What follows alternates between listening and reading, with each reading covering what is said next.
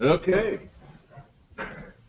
Welcome to the Wyoming Game and Fish Commission meeting, November in Buffalo, Wyoming. We're glad you all are here. We have a couple of little short housekeeping items. If you have a cell phone, please silence it or turn it off. If you need help doing that, we have people here that can help you with that. If you wish to address the commission on any agenda item that we have, there's a blue slip up at the table where you signed in that fill out. Janet is up there close and she will get it to us. And we'll make sure that you're given that opportunity to address us. We'll also have a public comment period, I believe at the end of this morning and this afternoon, so you can also comment. Any action that we take a vote on, you will be given the opportunity to address the commission before we take that vote. You'll be given that opportunity also. With that said, I believe the director would like to say a few words before we start. Thank you, Mr. President, members of the commission. I'd just like to take a moment and introduce Rennie McKay. Rennie McKay is our new communications director. Comes to us from a long history of public radio communications, and most recently was the communications director for Governor Meade. So we're excited to have Rennie on board, and thank you very much. And for those of you who have not met Rennie, I'd certainly encourage you to introduce yourself. In addition to that, we also have Samuel Jackson. He has joined our IT staff. Samuel comes to us from Indiana via Rollins and then ended up over in Cheyenne. But him and his wife have moved to Cheyenne, and we certainly welcome Samuel. And you'll all remember that Joe has helped us for the last several years, has moved on to other endeavors. But we certainly welcome Samuel, and I'd encourage you to also introduce yourself to him. Mr. President, we also have a number of employees. I'm not going to take the time to introduce all of our local folks that are here, but certainly welcome them, and hopefully you will have the opportunity to visit with them today as well. So thank you. Mr. Director, with that, Mark, I believe you're up.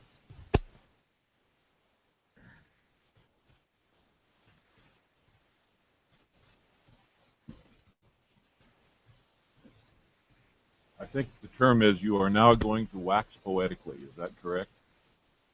That's correct. President Clouda, Commission members, Director Talbot, it's my pleasure to provide 2 service awards to employees of the Fish Division. And the first employee that I'd like to recognize today is Lou Stahl. And Lou?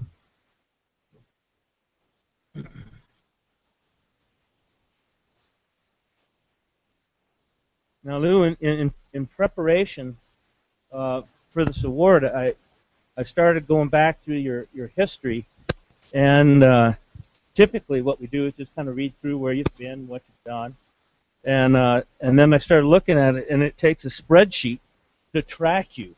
So let's just do the numbers quick. So as I understand it, we're recognizing you for 35 plus years of service today.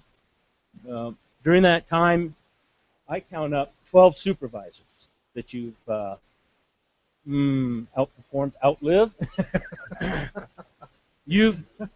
What's interesting to me is you've done that in 3 different divisions, so a very diverse professional life that you've had, and you've done that in 5 locations. So that means that you've drugged your lovely wife, Jane, who's with us today, and your kids around as you indulged in your professional work. And thank you very much for the time that you have put in, Mary Jane. We don't take that lightly. We understand that it's a family deal and that there's sacrifice on the family's behalf. So we thank you. So let's not run. We're streaming.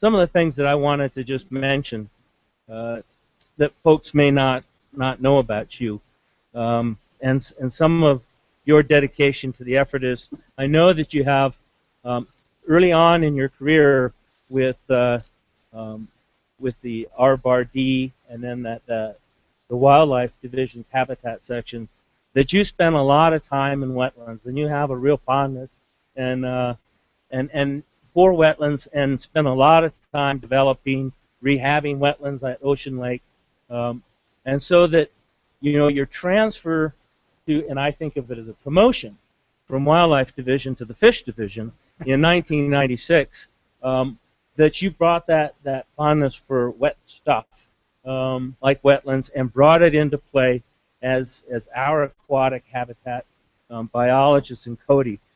But your dedication and your kind of attention to learning brought you from just more of a general perspective, but into being the fish passage expert for the department, with a huge database of potential projects, over 1,000, what is it, 1,500 now, and you've tackled a good number of those.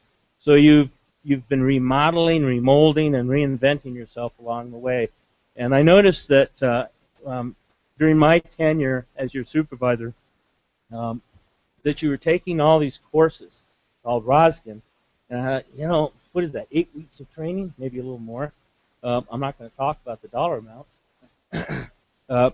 But then I looked in your history, and then I found your quote that you graduated from college, and basically you've been taking classes ever since. And I think that's part of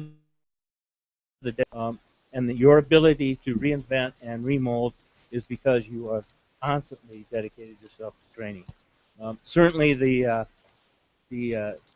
fisheries and the wildlife habitats of the state have greatly benefited from your work, and I'm not going to talk about all of them because there's so many, and 35 years we can't cover it today as much as I'd like. But it's from my heart when I say I've really enjoyed working with you.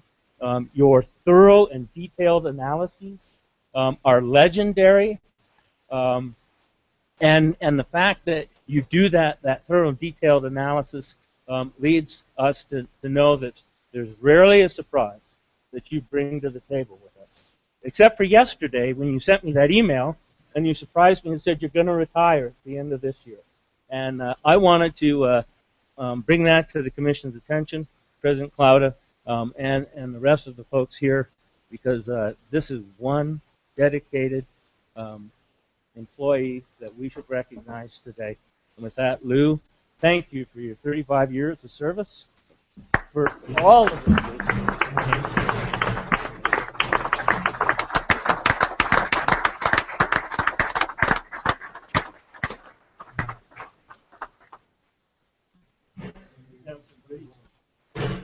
Know the routine. Yeah, get fixed.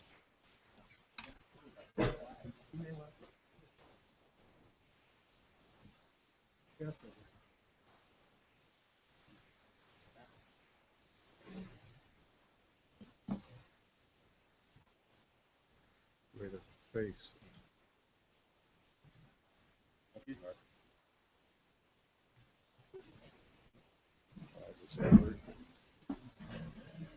I'd just like to real quickly thank the President, the Commission, Director Talbot, and all the Game and Fish staff that are here today. As Mark said, this has been a real learning experience for me for 35 years, and one that is pretty tough to say you could ever get anyplace else, and I really appreciate it. Thank you.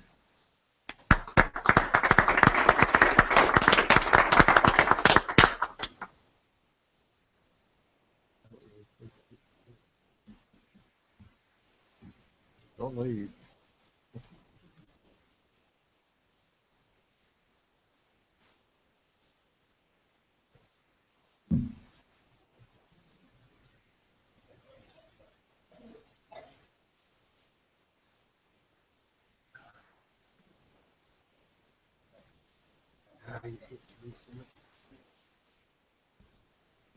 Boy, there's a lot of people. They told me there are a lot of people that are supposed to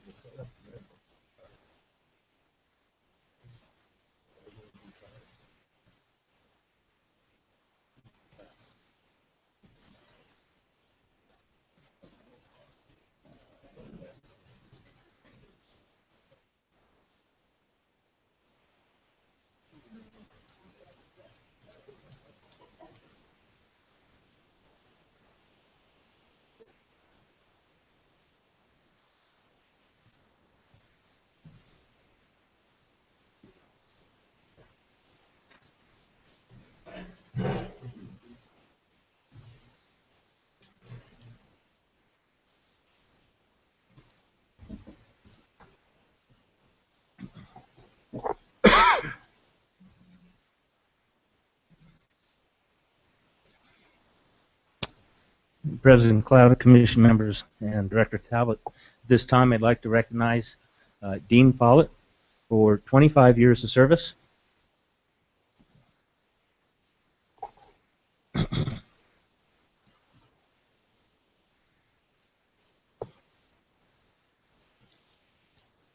streaming. There you go. Dean, we've known each other for quite a while, but when I started going through your history, I wasn't aware that you started long ago, 1989, as a technician, but you also, besides driving trucks and that sort of thing, you actually were hired to as an enforcement aide with the Wildlife Division. But then you came to your senses in 1990, and were hired on doing fish culture. Was that at Como Bluff? Okay, so you started in 1990 at Como Bluff. And when did we promote you? 1998? Yeah. Okay, so at that point, you were the assistant fish culture supervisor at Como Bluff. Is that right? Okay. And for some of you may know that Dean was one of the people who actually put that facility to bed. And that's a tough thing to do, but he did it with class. He transferred to Spies in 2005, and what's important there is that was just the beginning of the major renovations. And so Dean was there to preside in many ways over those renovations, giving it the fish culture's eye of approval and providing input, and was instrumental in bringing the Spies facility online from what was a fish farm to a mechanized trout production facility. And they, of course, as you know, they've at that point doubled their production. They've gone on to triple it. But Dean had enough of that, moved on to the same position at Clark's Fort just this year. And what I would like to recognize here, Dean, is in all of those positions, I can appreciate your level of detail, your thoughtfulness, your ingenuity, looking for a better way to get things done, a more efficient way, having an eye for it doesn't always have to, we don't always have to do it the same way. We've done it forever. And so in that way, you've been innovative and brought those to each of the teams that you've worked with. And everywhere you've been, it's been a value-added team situation. You've made the team better. And I think that's something that all of us, if we could be better teammates like you've made all the teams that you've served with, I think this would be a better organization. It would be a better world, certainly. I really have enjoyed my association with you, and your dedication to the resource, to fish culture, has been admirable, and thank you for your 25 years of service.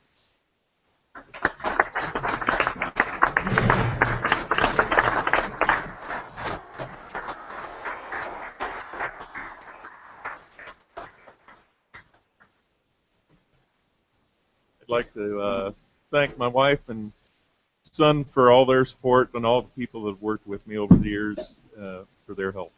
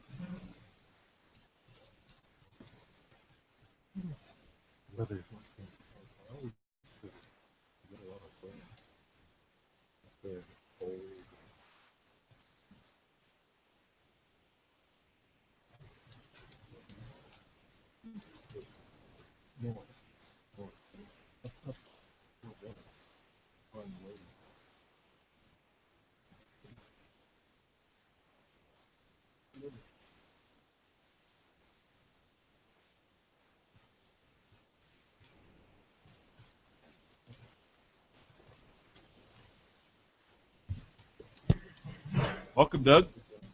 Thank you, President Clouda. Members of the Commission, Director Talbot, I'd like to thank you for giving me the opportunity to come over today. And it's my pleasure to introduce Delbert and Judy Strickling from Osage, and their nephew, Mark Silty, is also here today with them. Delbert's dad began hunting with friends in the late 1920s in east of Moran Junction in the area known as Turpin Meadows, which is in the southern boundary of Hunter 70. And in the 20s, Delbert's dad would take 3 days to get to hunting camp, and often he gathered family from over in that country. And by the 1950s, his dad settled on an area to hunt. He started actually in the Grove Hunt and settled on the area in Turpin Meadows in the 1950s. And Delbert began hunting with his dad in 1955 when he was 14 years old. And the amazing thing is that Delbert's hunted that area every year since 1955.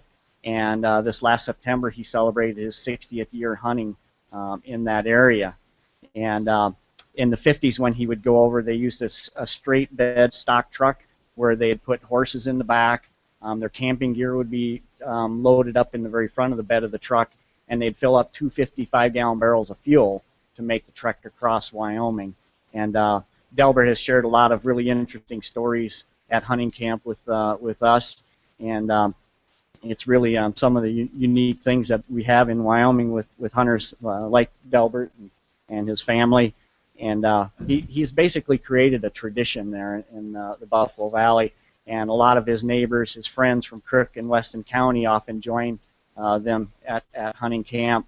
And that tradition is really represents Wyoming's hunting heritage, I think, really well. And again, Delbert has extended that tradition to the Game and Fish Department. My family considers Delbert's and Judy's camp the apple pie camp in the Buffalo Valley, and each year we spend a night with them at camp talking about current issues in Wyoming and big game management. And it's kind of the highlight of our fall. And with that, I'd like to invite Delbert and Judy to come on up, and we'd like to recognize them for hunting in that same area for 60 years, really.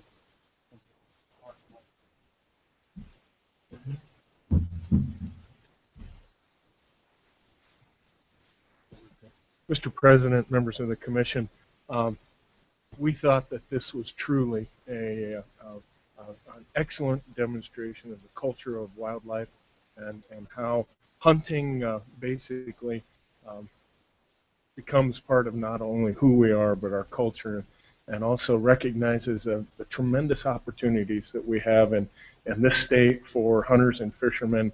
And we decided we'd take this opportunity to recognize Delbert and Judy and say thank you for enjoying our wildlife. Thank you for being part of our wildlife family, and give this to you in recognition of your dedication to the resources of this state. So congratulations, and thank you very much, and we hope that you can put this on your wall, and when you're not out in the field, you can enjoy wildlife as well. See it out or win. Very good. Anyway, congratulations.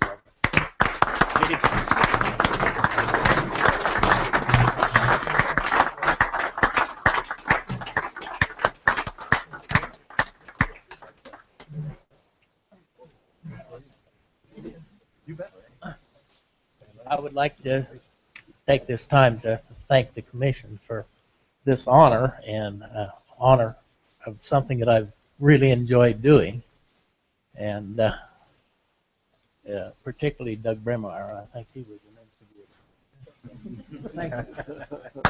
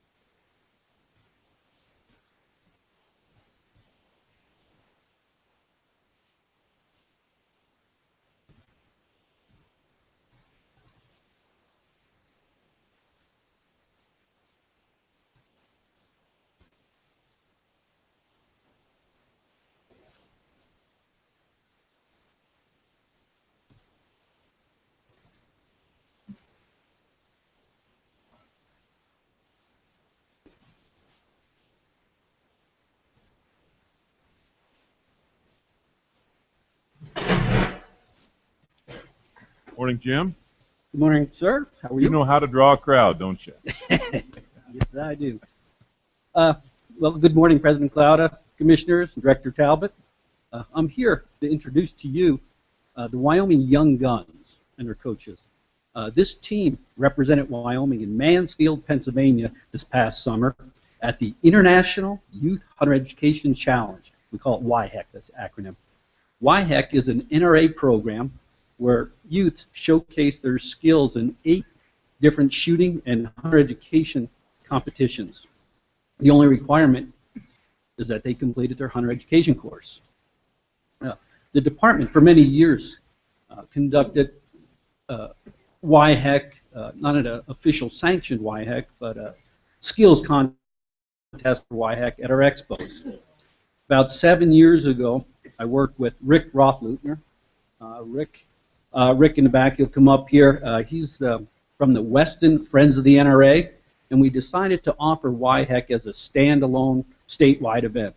Since that time, it's just taken off. YHEC has been offered annually and is a qualifying event for the International YHEC.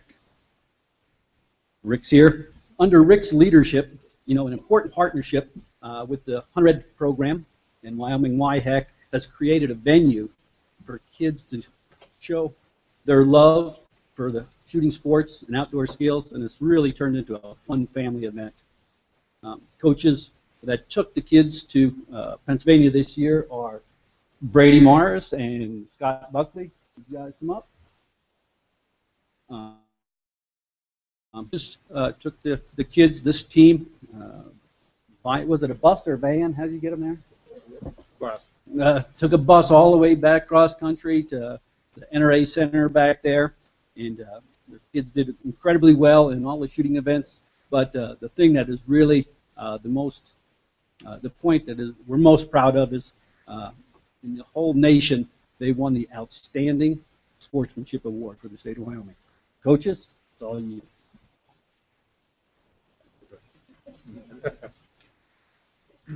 I'm Scott Buckley. I would like to introduce my team. Short 2 kids. One from Jackson Hole, which is Style Thurston, couldn't be here. One from Gillette, Bradley O'Rourke. The rest of them, Eli Jones also from Upton, couldn't make it. But the rest of my kids that I had on the junior team was Cam Davis and Wayne Davis and Riley Colbert. They shot really well, had a lot of fun. These kids are really good to travel with, a lot of fun to hunt with, a lot of fun to shoot with. We've learned a lot over the last couple of years. It's been a lot of fun. My name is Brady. I'd like to introduce our senior team this year. We had 2 individuals that were unable to attend, Johnny Benedicts and Robbie Crawford, both from Upton. But those who are in attendance are Doug Williams, Adam Christensen, Andrew McMillan, who is proudly displaying our award, Sportsmanship Award, and also Colton Buckley. Colton's sort of our founder of YHEC. He was, I think, our charter member. He's been involved the longest, and I'd like Colton to come up and say a few words as well.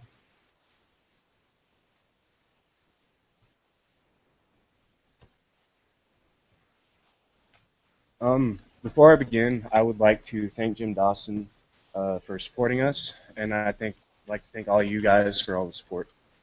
All the way down to Pennsylvania, it was a 10-day trip. The first 3 days was travel, and then we went to Niagara Falls, and then we also had a registration.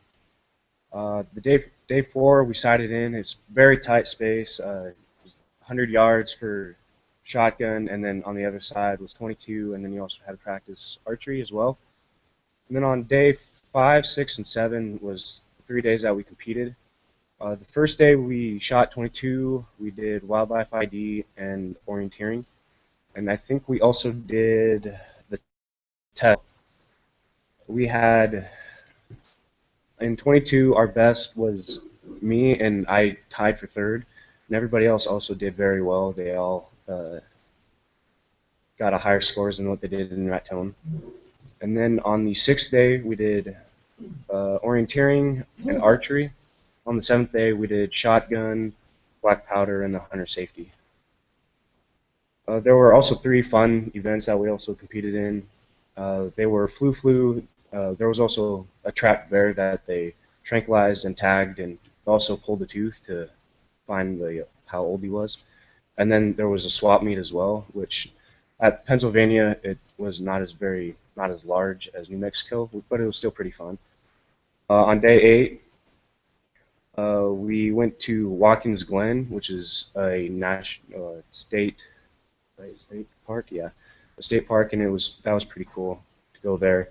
And then there was also closing ceremony, and that is when we the sportsmanship award, and we also decided to get this plaque with everybody's name on it as well.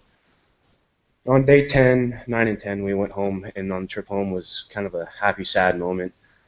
We all got to look at the sportsmanship award and had fun on this trip to Pennsylvania. And I'd like to thank you again for letting us speak. Well, thank you. Congratulations. Congratulations to all of you.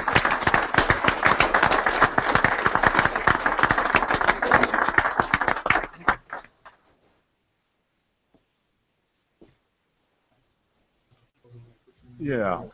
Before we take a picture, we can't let you go, Jim, I think, and your coaches. There isn't hardly a day goes by, I think, in the game and fish world that we're not talking about the youth and the youth hunter and the youth sportsman. And Jim, I think through your efforts and you coaches, you've brought that to a whole new level with these young people who really are the future of our sport and the wildlife that we cherish here. And I believe that these young people are just that. They have put a face on that, and you should all be congratulated, all you young people and you coaches. Thank you very much from all of us, because without you guys, this wouldn't happen, obviously. Well, thanks for your support. The more we do this, the more we see that we need kids and need younger people involved. We're trying to grow it as much as we can. We're willing to go almost anywhere in the state to help with other clubs, get more shooting events like this started.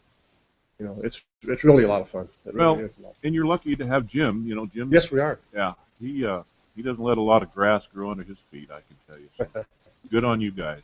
Congratulations to all of you. Thank you. Photo op time now. Look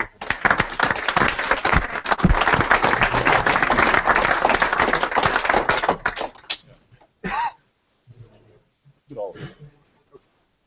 I think the other guys wish they had showed up.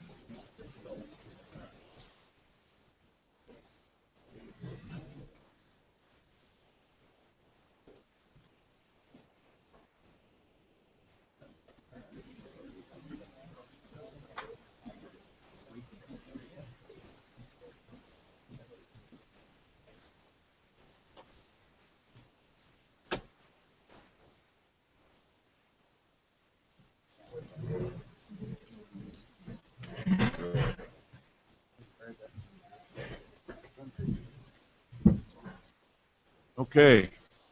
Butch?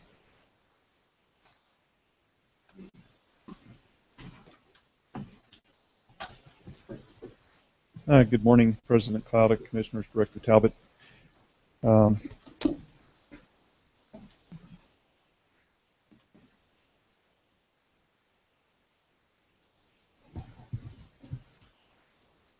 so this morning we have two memos that deal with property rights. The first one is our approval to acquire memo. There are actually two items that we will be requesting approval from the Commission on.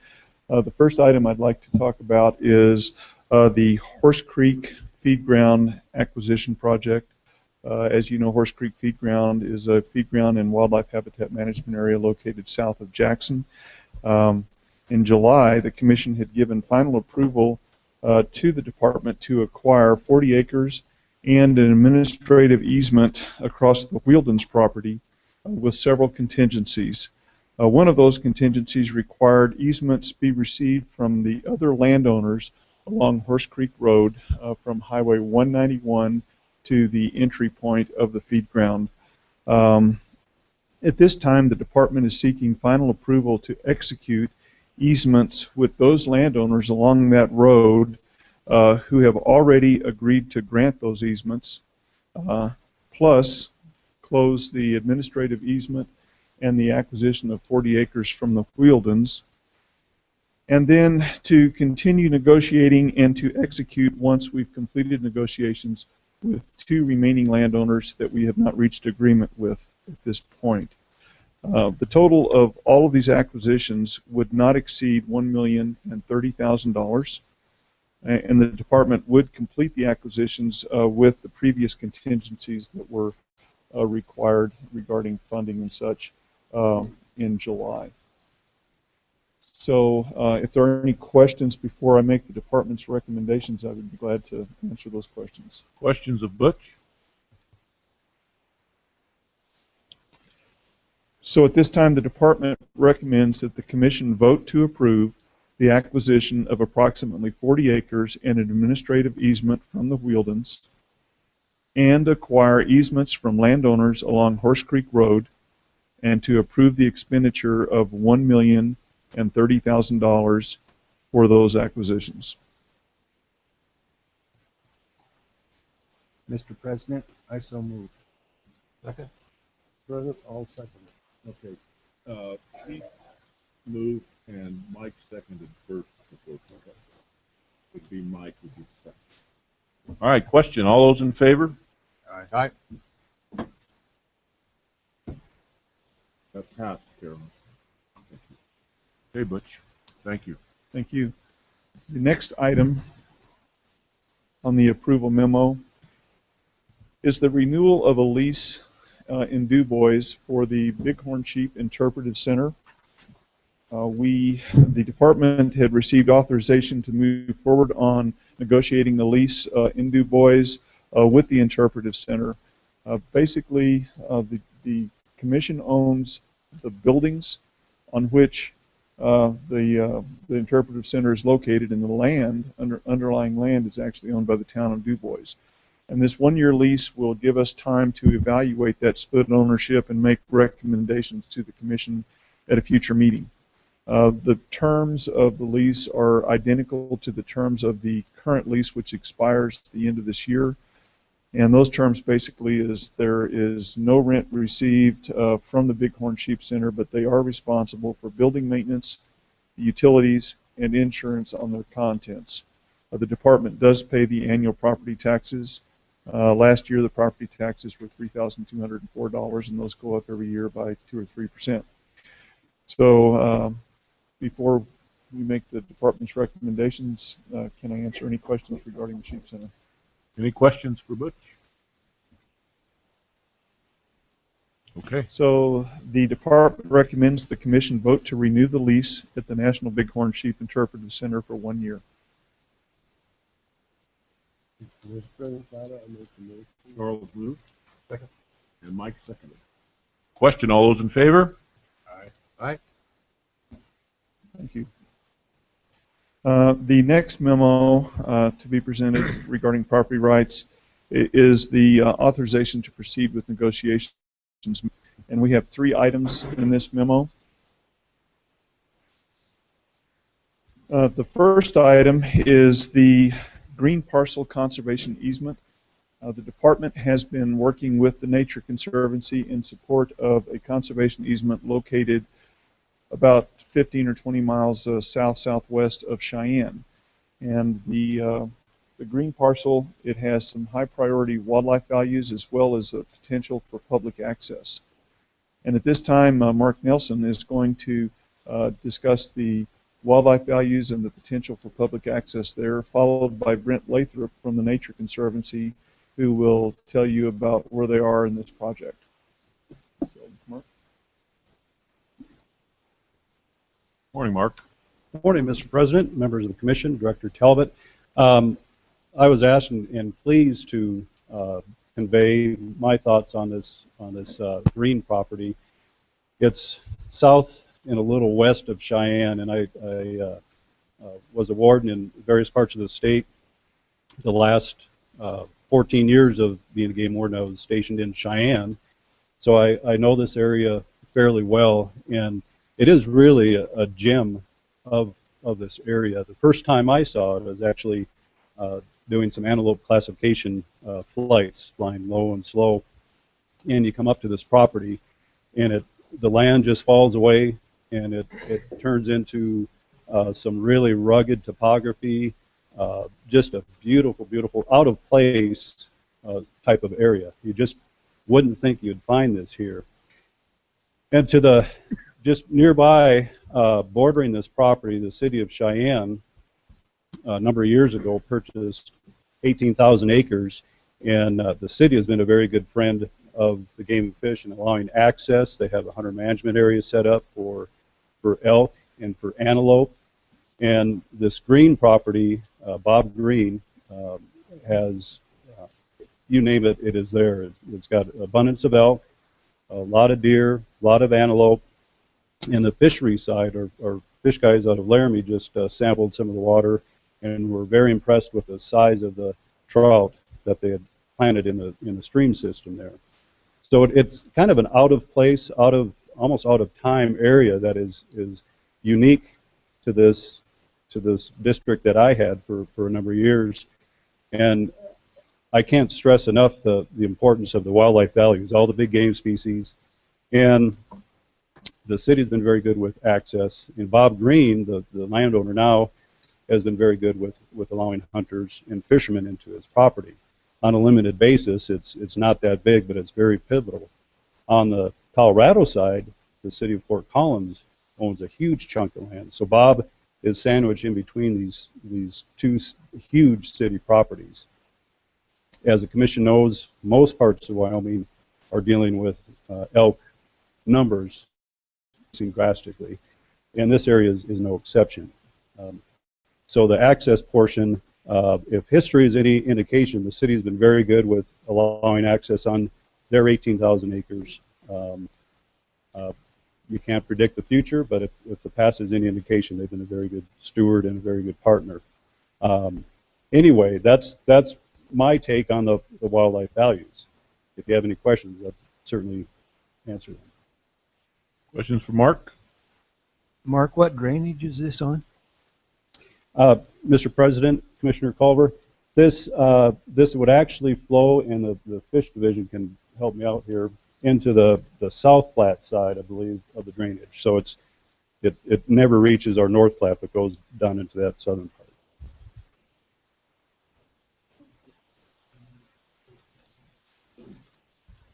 So the drainage drops off into the Colorado side. Okay. They need the water. And Mark, how large a property was it again? Brent, is it 640? 660. So a little over a section. A little over a section. Okay. Thanks, Mark. You bet. And Brent will talk on the specifics as far as the land size and various intricacies there. So. Sure.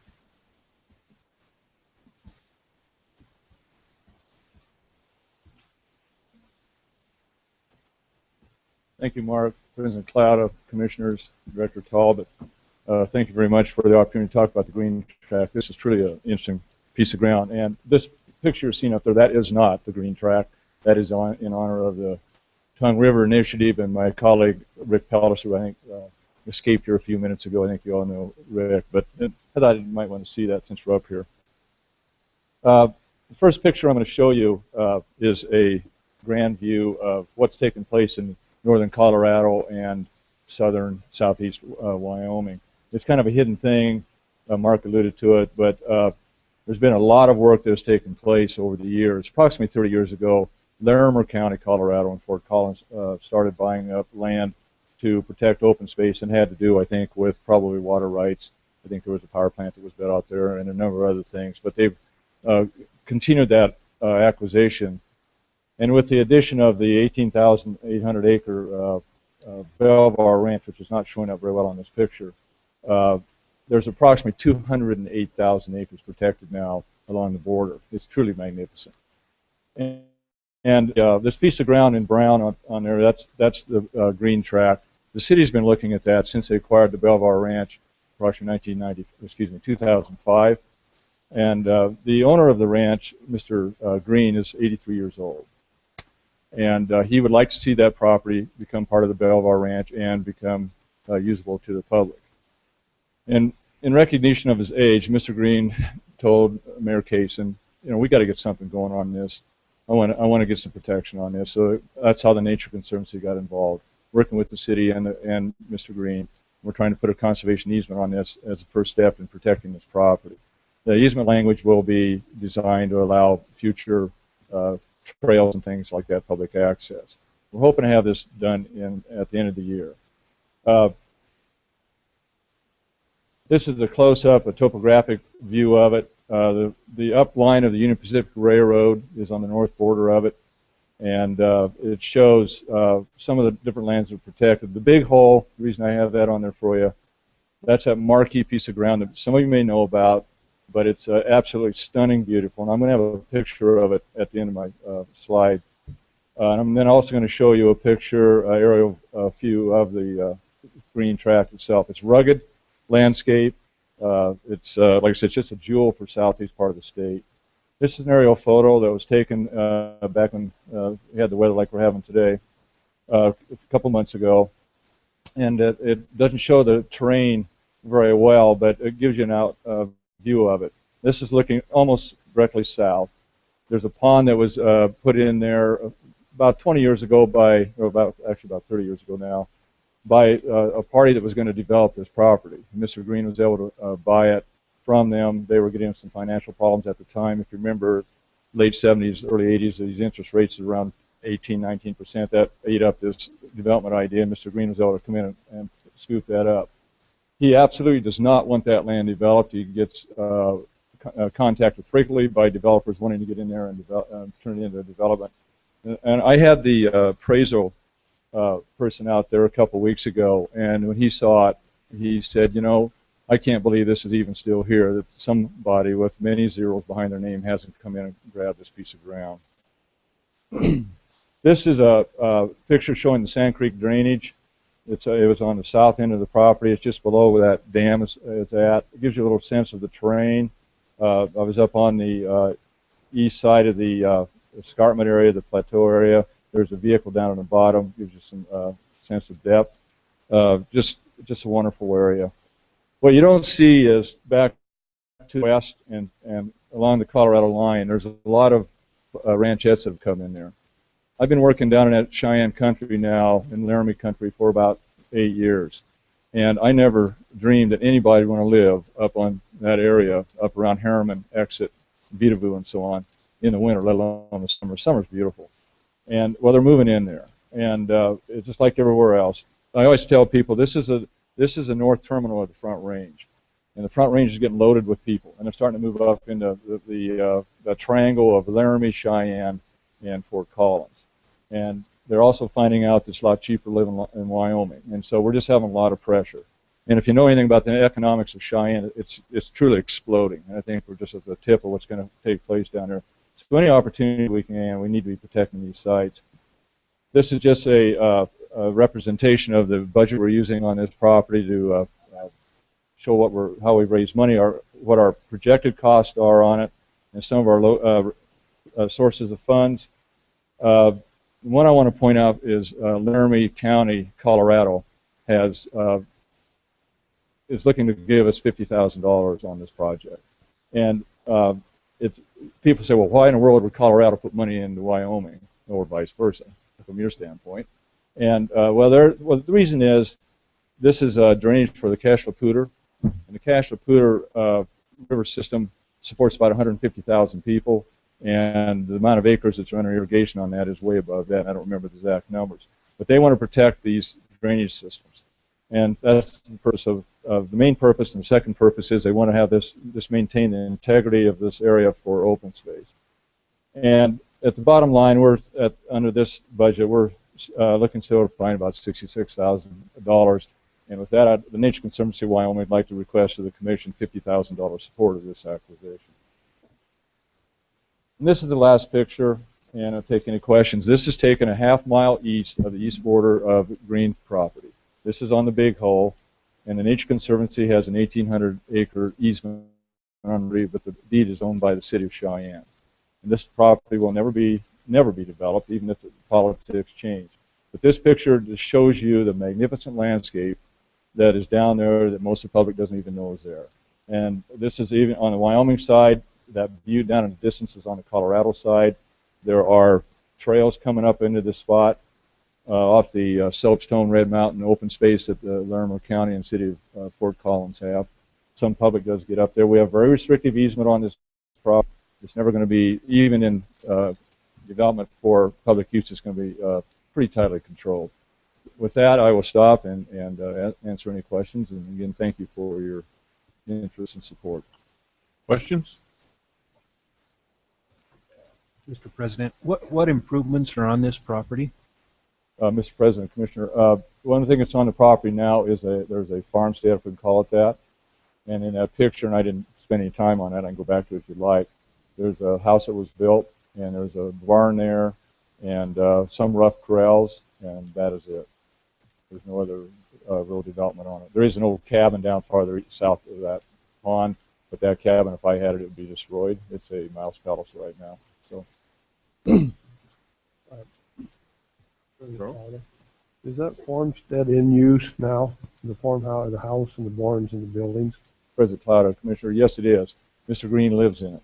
Okay. And his thought is, and talking with the city, if they can buy this property here in the near future, and by the way, they are going to put money in their budget for next year to try to acquire it, is that would be a center, a youth center, or something like that. And it's kind of ironic that I was here today and had these students here, because, folks, this is the future. I mean, if these folks here are going to be able to hunt and fish and enjoy the outdoors, these type of properties, we've got to get in there and try to protect them.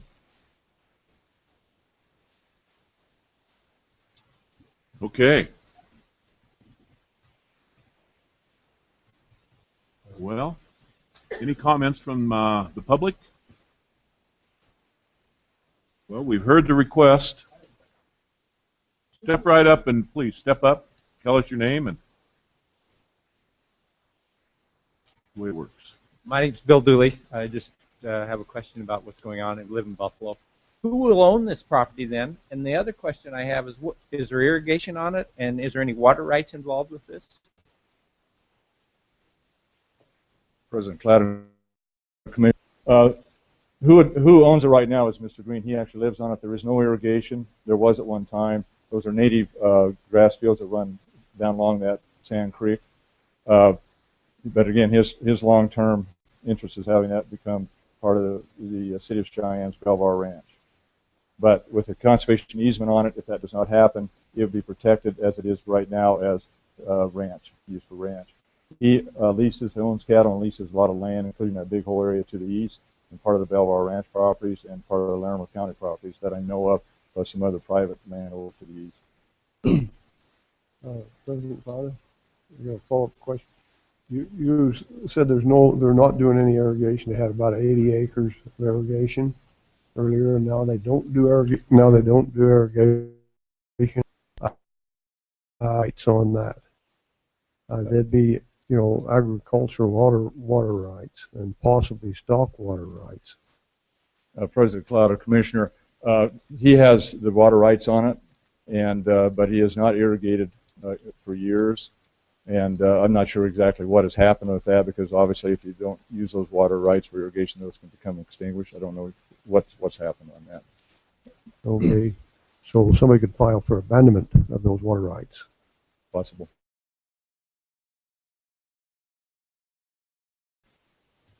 Anything else? Sir, did that answer your question? Okay, thank you. All right. Butch, you want to follow up, or? So there was the request of a $50,000 contribution towards the project. There are funds available in the acquisition budget. There were some funds that were encumbered in FY12. I believe it might have been FY13. They were for several public access area project use of the VPA, Voluntary Public Access funds from the federal government, and those projects did close with those funds, so there are some funds available in the acquisition budget from that encumbrance. Okay.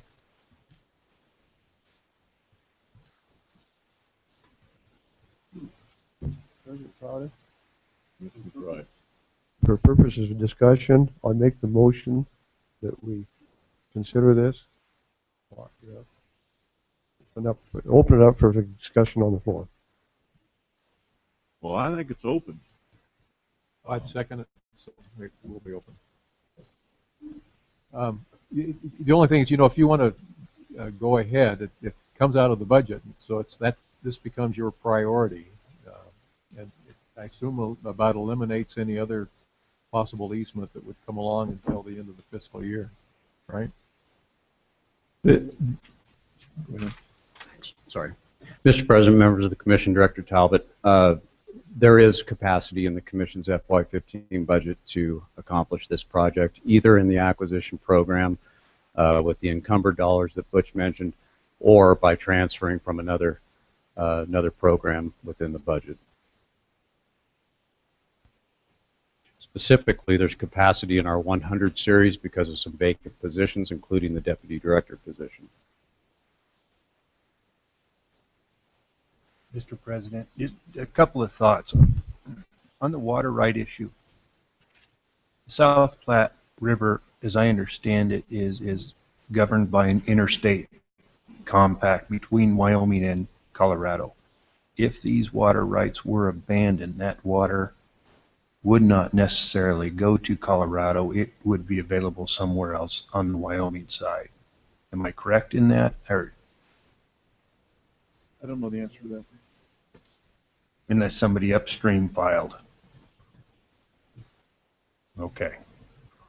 President Cloud, Commissioner Culver, as you know, Nebraska, Colorado, and Wyoming entered into a settlement agreement, and the new use of water, following that settlement, will be greatly restricted, and in the form of prohibited. And so, if there is no use, the water is going to flow downstream. The other question I have is, if this property is acquired, the Game and Fish will have no monitoring responsibilities for it. It'll be monitored through the Nature Conservancy in the city of Cheyenne, correct? Yes, well, the Nature Conservancy, they would have the obligations with the conservation easement, so all the stewardship responsibilities, defense of the easement, monitoring would be the Nature Conservancy's.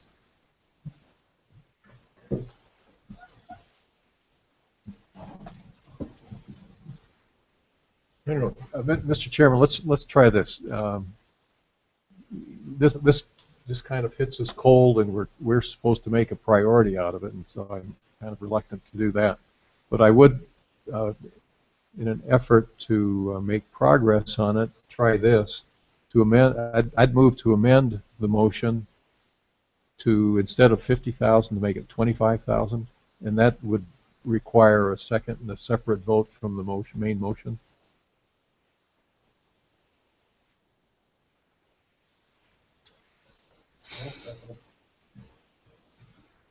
Okay.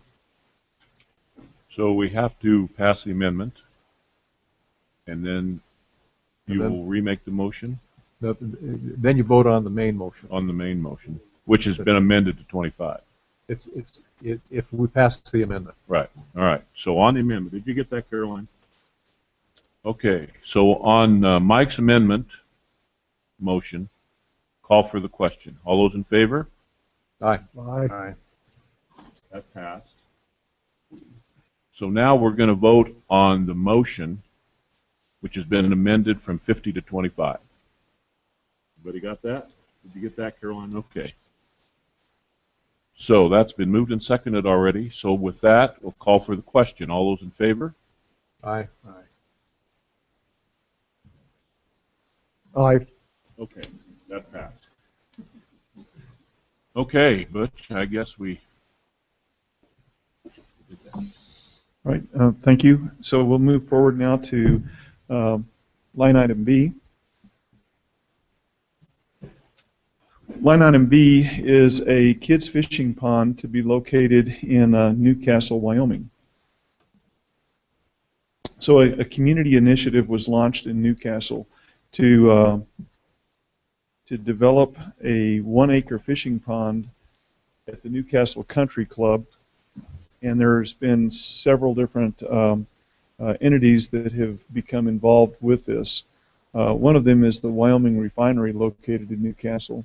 The Wyoming Refinery, they have, let's see here, that was really hard to see. So this is the Wyoming Refinery up here. And the Wyoming Refinery, they have a well that they are willing to donate the well that makes plenty of water as a source for the fishing pond, which is going to be located over here. And in addition to donating that well, the Wyoming Refinery has agreed to donate an easement across their land right here, and in addition put in a 3-inch water pipe in that easement at their expense. So that's probably the biggest contributor, and consequently my understanding is that the fishing pond may be named after the refinery. And then we have to cross the state highway right here, which I believe this is the bypass highway, isn't it? Yeah, Highway 16 bypass. So this is the Highway 16 bypass, so we have to cross the highway, and then we have to get an easement from the country club over here and an easement for the fishing pond right there. The entities that have been working towards this project, the Wyoming Wildlife and Natural Resource Trust, they have already approved a grant of $130,000 towards this project. The Wyoming Refinery, as I mentioned, in addition to the well and the pipeline easement and the pipeline, they've contributed an additional $10,000 and it was $10,800. I'm sorry, they've donated $5,100. The Newcastle Country Club is donating $10,800, and in addition, they're providing the use of their land for the pond and the use and some enhancement to their parking area for the pond. The Wyoming Wildlife, the Foundation, and Weston County Natural Resource District, they have each donated $3,000 towards the project, and the department would provide additional in-kind match for the WWNRT grant, which would include personnel and equipment time to build the pond and to enhance the wetlands. The future maintenance of this would be minimal because the country club would be maintaining the parking area. And so what's needed in the way of property rights is we need to have easements from the refinery, we need to get a crossing permit for the state highway, and a public access easement from the country club. And so basically the community has requested that of the department. So before we make a recommendation, are there any questions? I'd kind of like a better, excuse me, I'd like a little better explanation on this in-kind to match 130,000, and also an estimate of the cost of the work that we'll be doing to do that, because that will be a actual cost. I know we have the equipment and stuff, but So I'd like an explanation on that if you would, please. Ray, could you address that? President Cloud, Commissioner Price. It's not a one-in-one match. We're matching about, I think, roughly 30%. It's about 44,000 is our cost to build this pond using our equipment and man time. So, Do you think you'll be able to do that without within your budget and everything that you do have to operate with? yes, we can. We actually had it planned to hopefully do it this next spring. Okay, thank you. Anything else for Butch? Ray? Mr. Chairman, who maintain, and maybe you asked before, who maintains after the pond after it's been built, and who controls it? As far as the pond goes, we would be stocking the pond. We would be building the pond. I would assume that we're going to maintain the pond. The parking area would be maintained by the country club. Mr. President, in addition to that, we do have a letter from Wyoming State Forestry saying that they will help us using inmate labor from the Honor Conservation Camp for simple maintenance, cleanup, and signage of the area.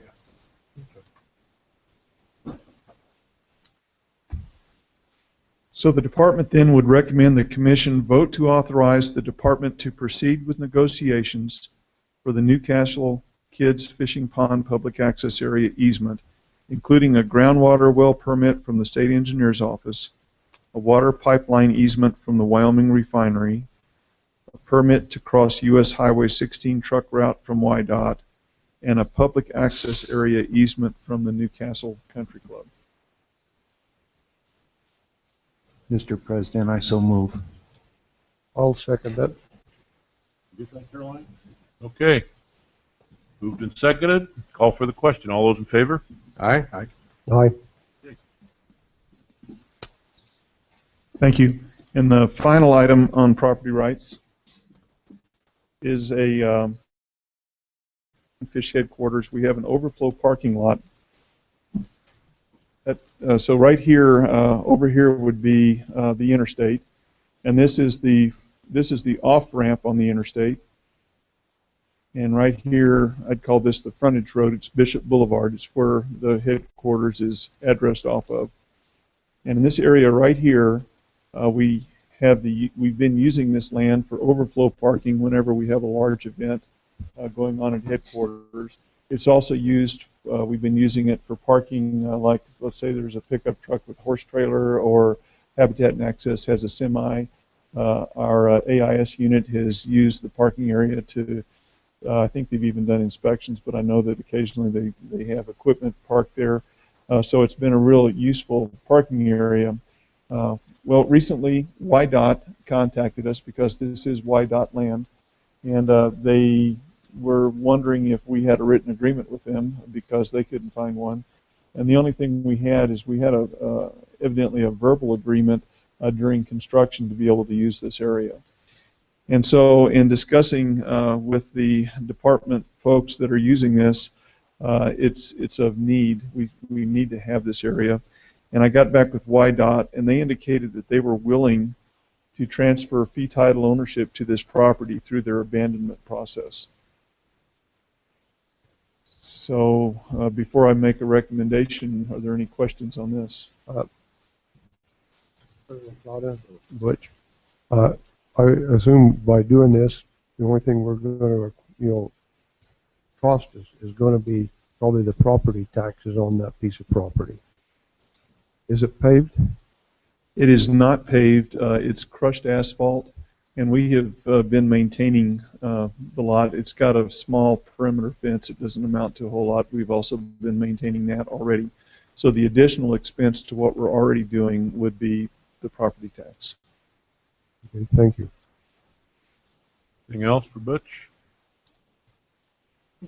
Mr. President, Butch, do you foresee any other possible liabilities that we might incur as a result of getting this property in the future? President Cloud, Commissioner Culver, As far as potential liabilities, I mean, I would think we probably already have whatever liability we would have, whether we're owning it or just using it. But that's a legal question. I'm not completely sure of what additional liabilities there might be.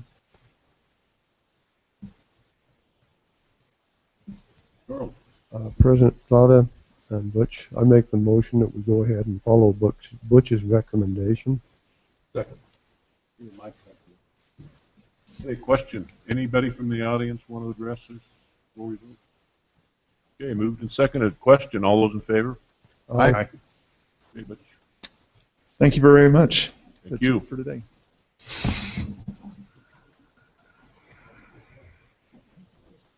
Chief Nesbitt. Mr. President, Director Talbot, members of the Commission, as you'll notice, next on the agenda for your consideration is adoption and discussion of Chapter 65, which essentially details a promulgation of a regulation that would take the Commission's wolf management plan and the associated addendum and place it into Commission regulation. This was initially the process to initially promulgate this started back in September, immediately after we received the court ruling from Judge Jackson in D.C. And really, it was an immediate attempt to try to address the judge's concerns with regards to adequate regulatory mechanisms in the delisting rule that was presented by the service. Obviously, at this point, we've learned that promulgation of this rule will not address the judge's concerns in the near term.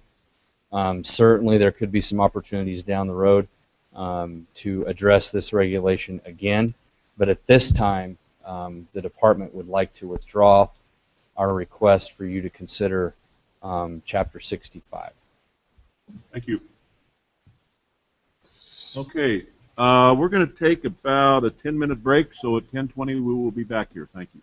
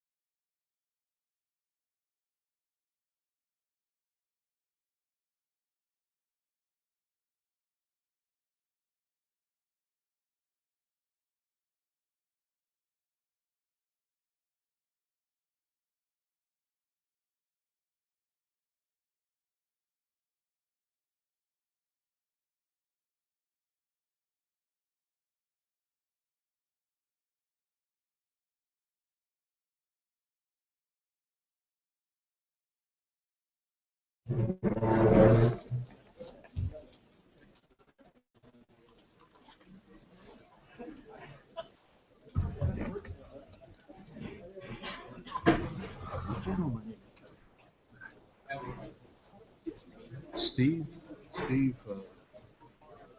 wasn't he governor or something at one time? No, I don't think so. He's with Bo Hunters in Wyoming. Okay. Steve Martin. Okay. Yeah, no, I don't think he's ever run for anything that I know of. Mark, I guess to try to stay on time, we'll just try to talk over everybody, I think, and that'll work. Good morning again, Mr. President, members of the Commission, Director Talbot. The item up next, there's a couple of policies that we'll discuss and ask for your direction.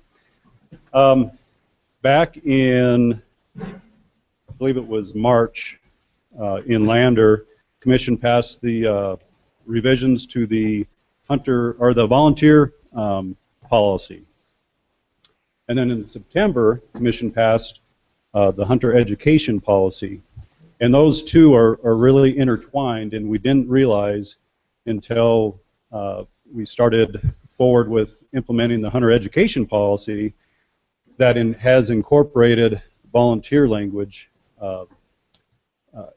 We found that through our hunter education instructors that it impacted them quite a bit.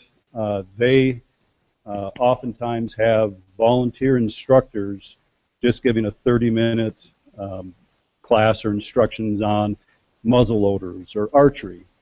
And some of those volunteer assistants have been doing that for 20-some years. But with the volunteer policy that was passed, that language was incorporated into the hunter ed policy, required background checks on those assistants.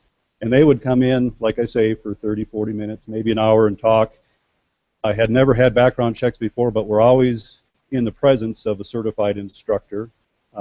So we got a lot of pushback, and I think this revision to both the volunteer policy and the hunter education policy addresses that concern from our instructors. So if you would, I'll just show you the changes on the volunteer policy. I have a red strike through. I have one without the strike through. But we'll just go through, make sure I don't miss anything. The first page is just some formatting issues. We got rid of some bullet points and just made it easier to read. The very first page is formatting, some wordsmithing. No pertinent changes there. The second page, under recruitment, about midway down, we discuss how the project supervisor will determine it used to be minimum age for volunteer projects was 12. We added that the project supervisor and division administrator will determine the proper age for volunteer projects. Oftentimes, an example that's often used is the Pole Mountain fish stocking, where many kids come up and volunteer to stock the streams with brook trout. My own son, when he was 9 or 10, did the same thing. So we didn't want to have a minimum of 12. We will leave that up to the supervisor and administrator. Other changes, in Lander, the Commission had a fairly good discussion and amendment to the original volunteer policy about proof of insurance. So you can see under bullet 3A, we added some language where proof of insurance, if they're not using the vehicle for the volunteer activity, they don't have to have insurance. But we added the commuting there was a little confusing. It's the volunteer policy said if they're commuting to the residence or activity site, they don't need to show us their insurance. But oftentimes the activity site would be, let's say, a lek ground where they're actually driving their vehicle in the course of business to get there. So unless they're just going to a hunter education school where it's taught, they don't need to show us their insurance. But if they're using their vehicle in the course of volunteering for us, they do need to show us their insurance. Page 3. This is the main change under item, I believe it's 7, where it talks about background and driver's license checks. And I'll just read this so I don't miss anything. Bear with me. Background and driver's license checks. Every volunteer who works directly with youth, money, or firearms, that's the main 3 things, shall be subject to and pass a department-approved background check. Every volunteer who operates a state vehicle shall be subject to and pass a department-approved background and driver's license check.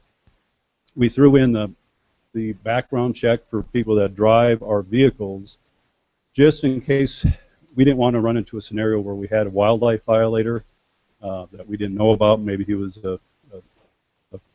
poaching up and coding and was well known there, and then all of a sudden people see him in a game fish vehicle. That would not look very good. Background and driver's license check shall occur a minimum of every 5 years. And here's the language that will help the hunter education policy. Volunteer hunter education assistants are exempt from background checks if, in the course of their duties, they are in the presence of a certified volunteer hunter education instructor or a hunter education employee instructor. Then we reference our hunter ed policy, and we reserve the right to conduct a background check on any of our volunteers. That's the main change that influences this policy in the hunter ed. Other just housekeeping, we moved that language in green to a better spot in the policy. And that is about it for significant changes in this volunteer policy. I would be happy to answer any questions. Questions for Mark? I'd move approval, Mr. Chairman. Get that, Caroline? Okay. Been moved and seconded. Do we have any comments before we vote from the audience? Call for the question. All those in favor? Aye. Passed. Thanks, Mark. Thank you, Mr. President. The next policy is the Hunter Education Policy 3F.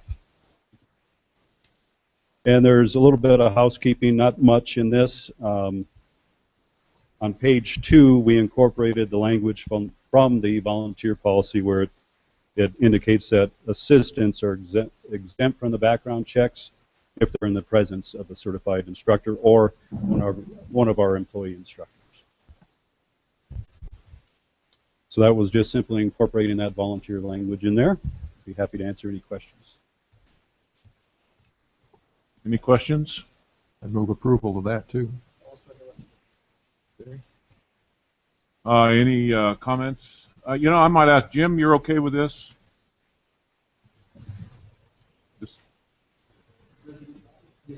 Okay, you bet. All right.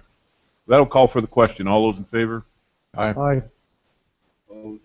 None. Okay. Thanks, Mark. Good job. Okay, Gene.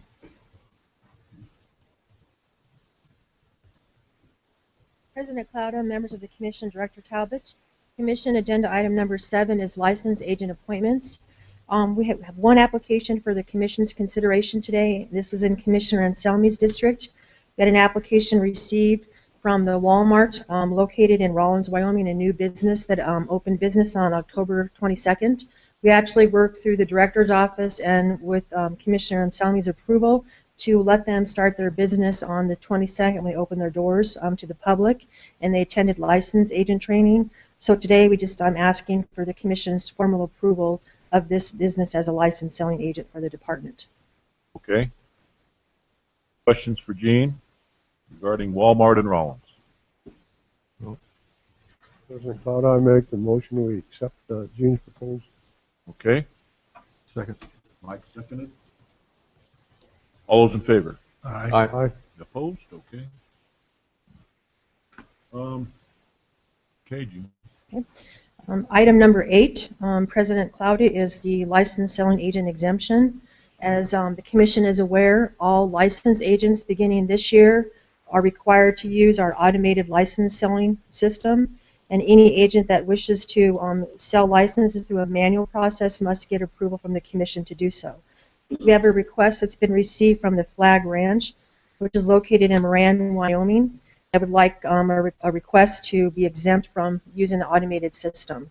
In discussions with the owner-operator of that business, their issue is that they're a remote location. They do not have a direct DSL line in their area. They're required to use satellite connection, which is extremely expensive. He indicated that on a monthly fee is $15,000 for his business. In addition, the satellite is not a very reliable or high-speed viable option for him for license sales. I have discussed this with the local warden in the area, and it isn't a location that we would like to continue selling licenses to the public. And I also spoke with Commissioner Price regarding this request as well. So I would like to request that Commission approve the exemption for this business to not use the automated system for license sales. Questions for Gene? Mr. Chairman, Gene, do we have anyone else that uses satellite internet for their contact communication with us? President licensing? Clouda, Commissioner Healy, I'm not aware of other agents that do that. I have to assume that there are across the state. I know that West Laramie Fly Store, when they first started back in 2007, they were a satellite location, and now they're not. I did ask him, because we do have a number of other agents within 20, 30 miles of Moran, and I was wondering why was his issue what it is compared to the other businesses in that area. And the other stores, they actually have a direct internet connection. They're within a location that they have that connection. He does not.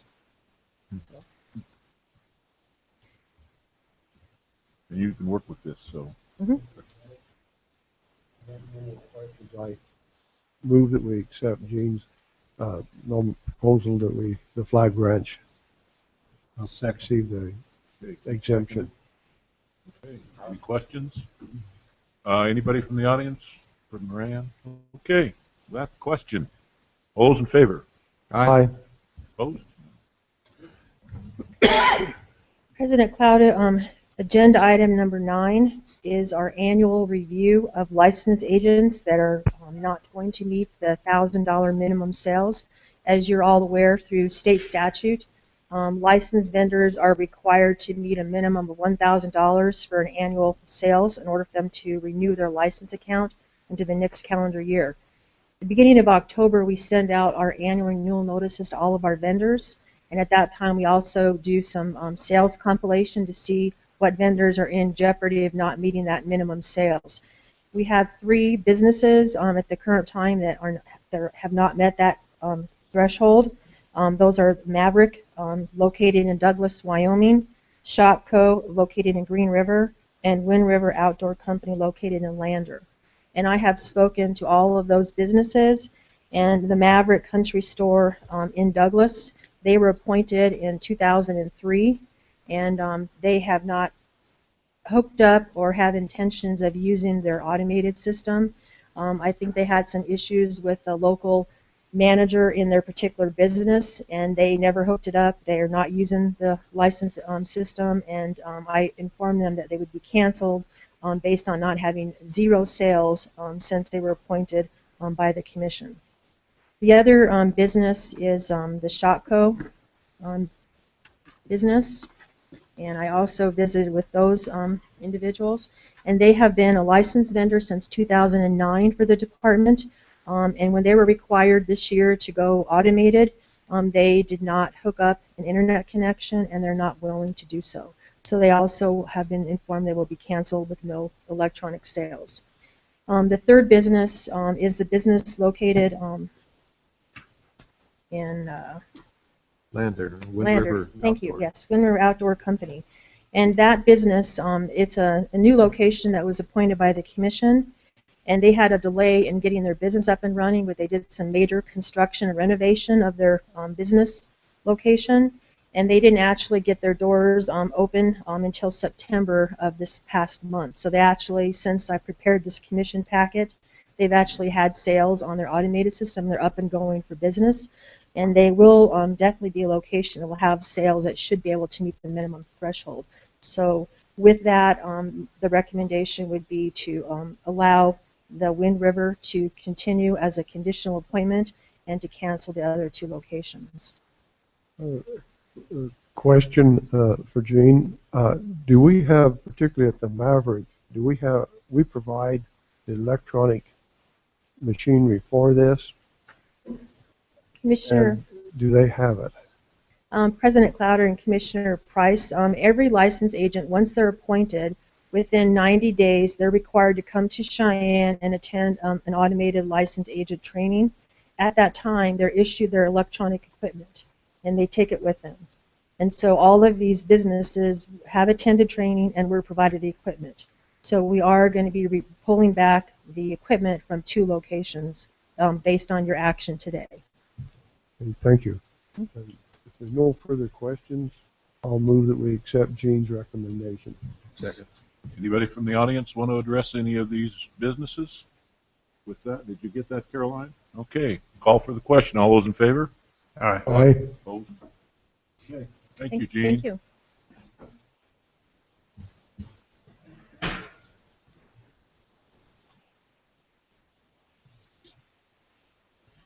Good morning, Commissioner President Clouder, Commissioner Director Talbot. Agenda item 10 is to finalize Chapter 14, the late migratory game bird hunting seasons.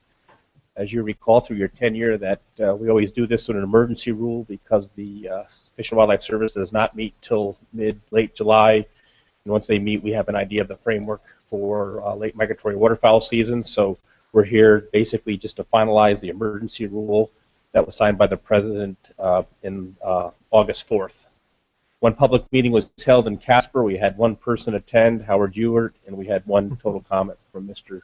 Ewart, which I believe you have in your commission notebook. So with that, I'm asking that the commission please pass Chapter 14, late migratory game bird regulation, as presented through the adoption of the emergency rule. Chairman, I'd so move.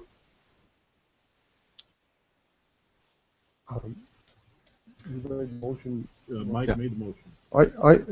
I was sitting here modeling a little bit, but I had a question. Some guy wrote in a comment. We need a second first. About there. I'll second the motion, Mike. Okay. We can discuss it. All right. Discussion. Discuss it. Anyway, he wrote in a comment that, he wanted to shoot a hen mallard and give chance that if they didn't see anything else, they could shoot one. Evidently, this precluded that. Commissioner President Cloud and Commissioner Price, actually, the current reg allows for the harvest of 2 hen mallards, both in the Pacific and Central Flyway.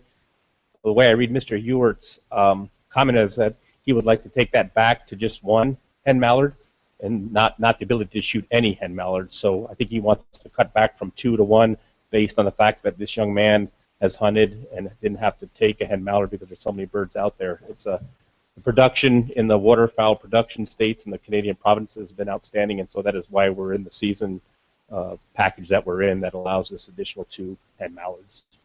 So it's a very liberal season. His concern, as I stated, is basically take it from allowing 2 down to 1.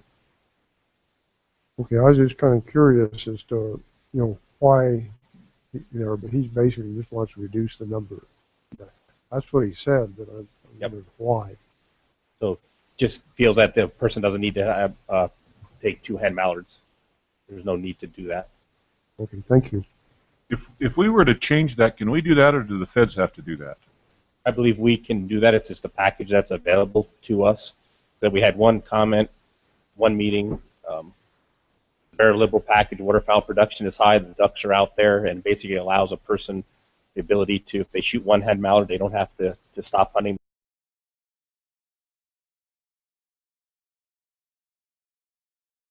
Because we're adopting, this is our own reg, and we decide what reg we want to predict based on the services allowance of what we can do. Mr. President, so we can become more restrictive than their side force. That's correct. Can you explain to me exactly how the Fish and Wildlife sets these regulations? Do they meet with the various states and the different flyways? Do we all sit down at a table together and hammer these out, or how's that done? So, Ms. Scott, if I get this wrong, you want to give me a hand here. So the department has flyway representatives for both the Central and Pacific Flyway. Scott Smith attended a meeting after AFWA with this what they call the Services Regulatory Committee. They look at waterfowl production and then possible framework based on the waterfowl production that could be given to the states. And that's the reason why we have to do it this way, is by the time they meet in July, in order for us to get the late migratory reg enacted for the first like youth hunts, we have to do this emergency process. So that's basically, we meet with the service, the various states in the flyway. Every state they give us approval to do a package, and then based on the package, we develop our waterfowl seasons from that. We're hoping that next year these seasons will be set with the rest of the seasons in April, that they're going to start changing their way of looking at waterfowl seasons, and so hopefully we won't have to go through this process next year. This may be the last time that we'll have to adopt the emergency reg. So this reg has actually been in effect since September because of the first youth hunt, and now we're just basically adopting it officially because the emergency reg will expire after 120 days. Okay. Okay, so we had a motion and a second to approve that. Any further discussion? Anybody from the audience? Call for the question. All those in favor? Aye. Aye. Opposed? Okay. Thank you.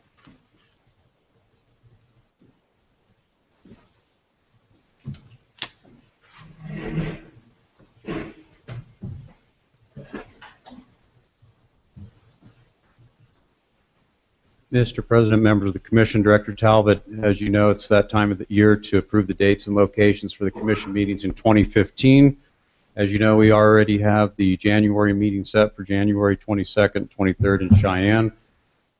In your Commission memo, you see some proposed dates and locations just to facilitate the discussion. And Mr. President, if it's all right, we'll just go by month right down through the list. First being March. We're proposing March 26, 27. That's a Thursday, Friday in Newcastle. Sorry, I can't make it. Oh, you missed that one, huh? I'm going to miss that one. Yeah. Really miss it. Earl, how did that fit into the calving, uncalving, branding, haying, whatever did you do? If I have to go this at a glance, I have no problem because I can find it out. Okay. All right.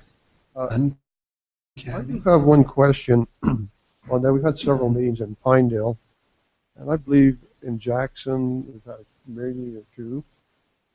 Have we ever looked at, I know it's far down in the corner, but in Evanston, there. And if there's reasons not to, I just looked at that. Pinedale has hit quite a bit. Jackson's hit quite a bit for that area. I think at one time we had a meeting over in Store Valley, Afton. We have. So I just bring that up as a question, as consideration, not to change this. Okay. For Evanston? Yeah, for Evanston. There's, they have quite a bit of hunting down there, particularly the deer and stuff, and we have quite a few people show up at these other meetings. Maybe it's a good reason not to have one there. Well, Mr. President, members of the Commission, there's no reason not to. It's just simply not on the list right now. This is the Commission's call on this. If you'd like to, either on this month or a different month, meet in Evanston, we can do it. Well, it doesn't have to be this. I'd say we stick with what we've got. So next year. Next year, maybe. Yeah, we can. We'll make note of that. Think about it. Yep. Okay. We're good there? We're good there. April 22nd, 23rd, that's a Wednesday, Thursday in Casper.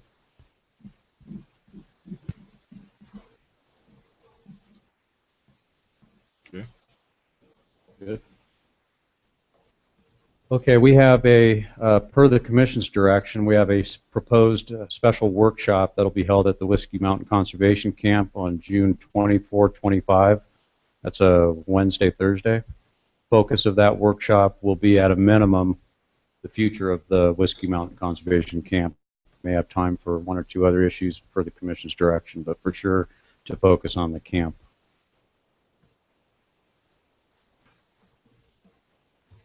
We good? Okay. July 8, 9, and 10 in Cody. That's a Wednesday, Thursday, Friday.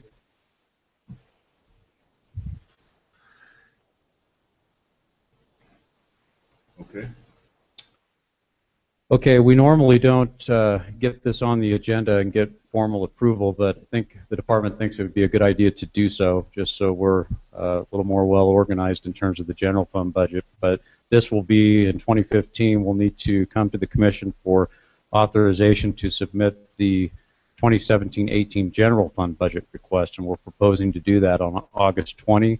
That would be via teleconference via Cheyenne. You recall the last one took about an hour, I believe, maybe a little more, hour and a half. Okay. Okay. We're proposing September 9 and 10. That's a Wednesday, Thursday in Torrington.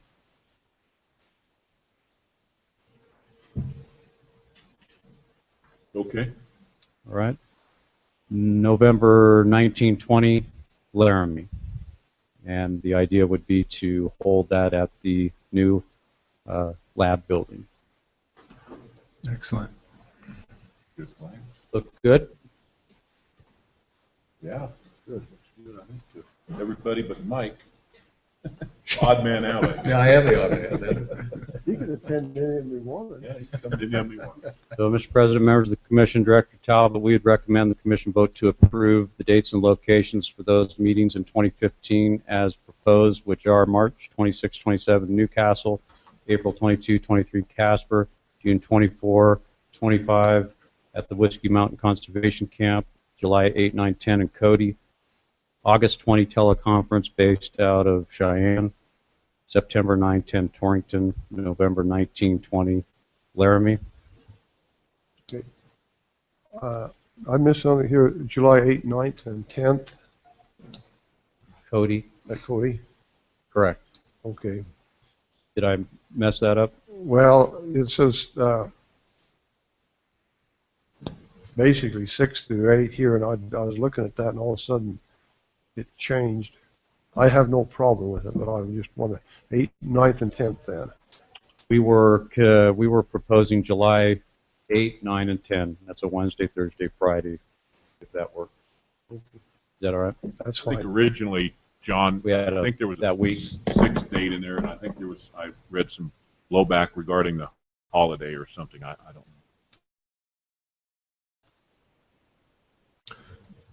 Mr. President, John, I know you sent these out to all of us previously. Have you received any comments from Carrie or Mark on these dates? Mr. President, Commissioner Culver, I have. Mark was generally good with these dates. Have not heard from Carrie. I'll do so. Commissioner Little. Aaron ain't going to worry about them. No, Aaron isn't going to care. I'll get a hold of both those commissioners, though, ASAP today or tomorrow and go over these dates with them as well. Sure. Cody, July 8, 9, 10.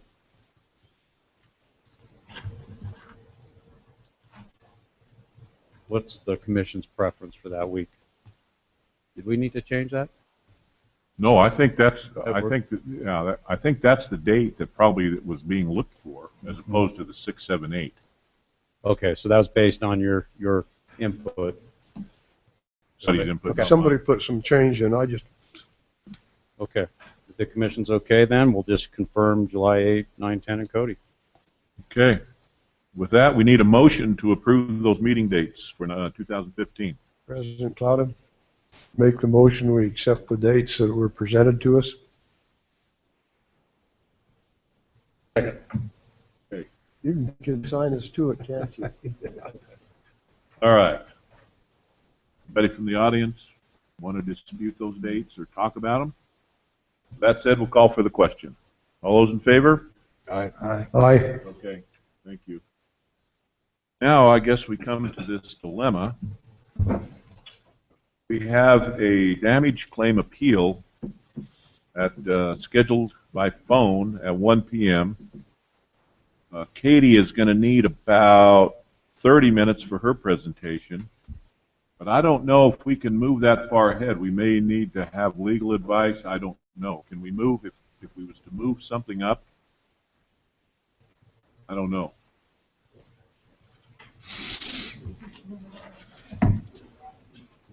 President Cloud, Commissioners, I think your flexibility to move the agenda, however, I would note that the damage appeal, I think, should probably stay at 1, Right. given that. But we've got 30 minutes to lunch, or 35, and I noticed that Katie's presentation was 30 minutes. And so we can move her in now and do that. Would that be okay with you, Katie? We don't want you upset for any reason, so.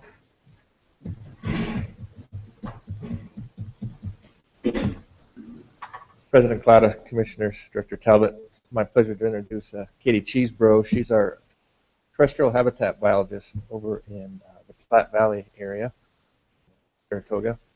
And this morning, she's going to present to you the Platte Valley Habitat Partnership projects for this year.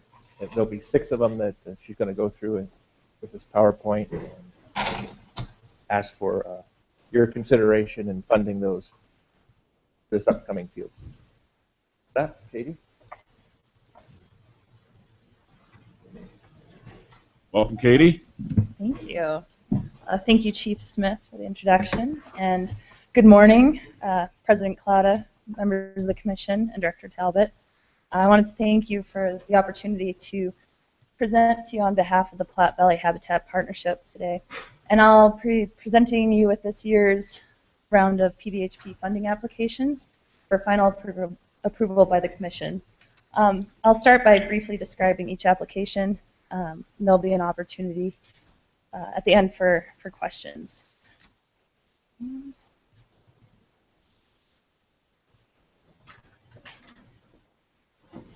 Okay. But first I'd like to start with just a brief overview of what the Game and Fish Commission has allocated to the Platte Valley Habitat Partnership. In 2013, $500,000 was allocated toward mule deer projects located in the Platte Valley. The Game and Fish Commission approved $91,500 for habitat projects in 2013, and this year, 2014, we are requesting $84,120. If pending approval, the balance of the Game and Fish Commission allocation will be $324,380 for future projects.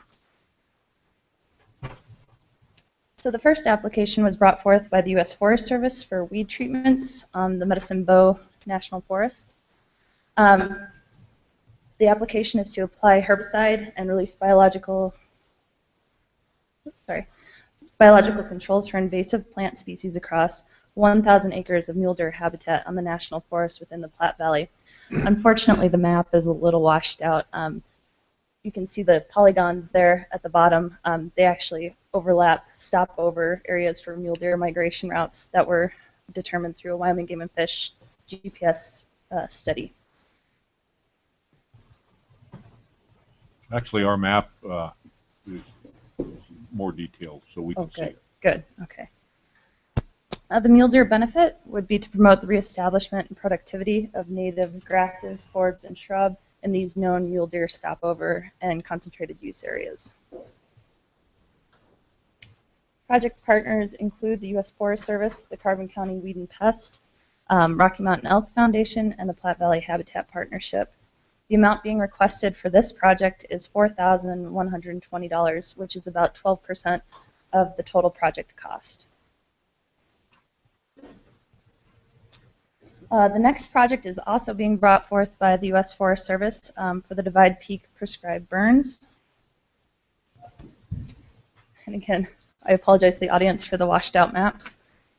The proposal is to do prescribed burns on 218 acres of older age class mixed mountain shrub stands and 323 acres of conifer encroached aspen for a total of 541 acres of prescribed burns. Now this is all part of a larger burn plan with burn units on the other side of the Sierra Madres for a total of 1,118 acres of total burning.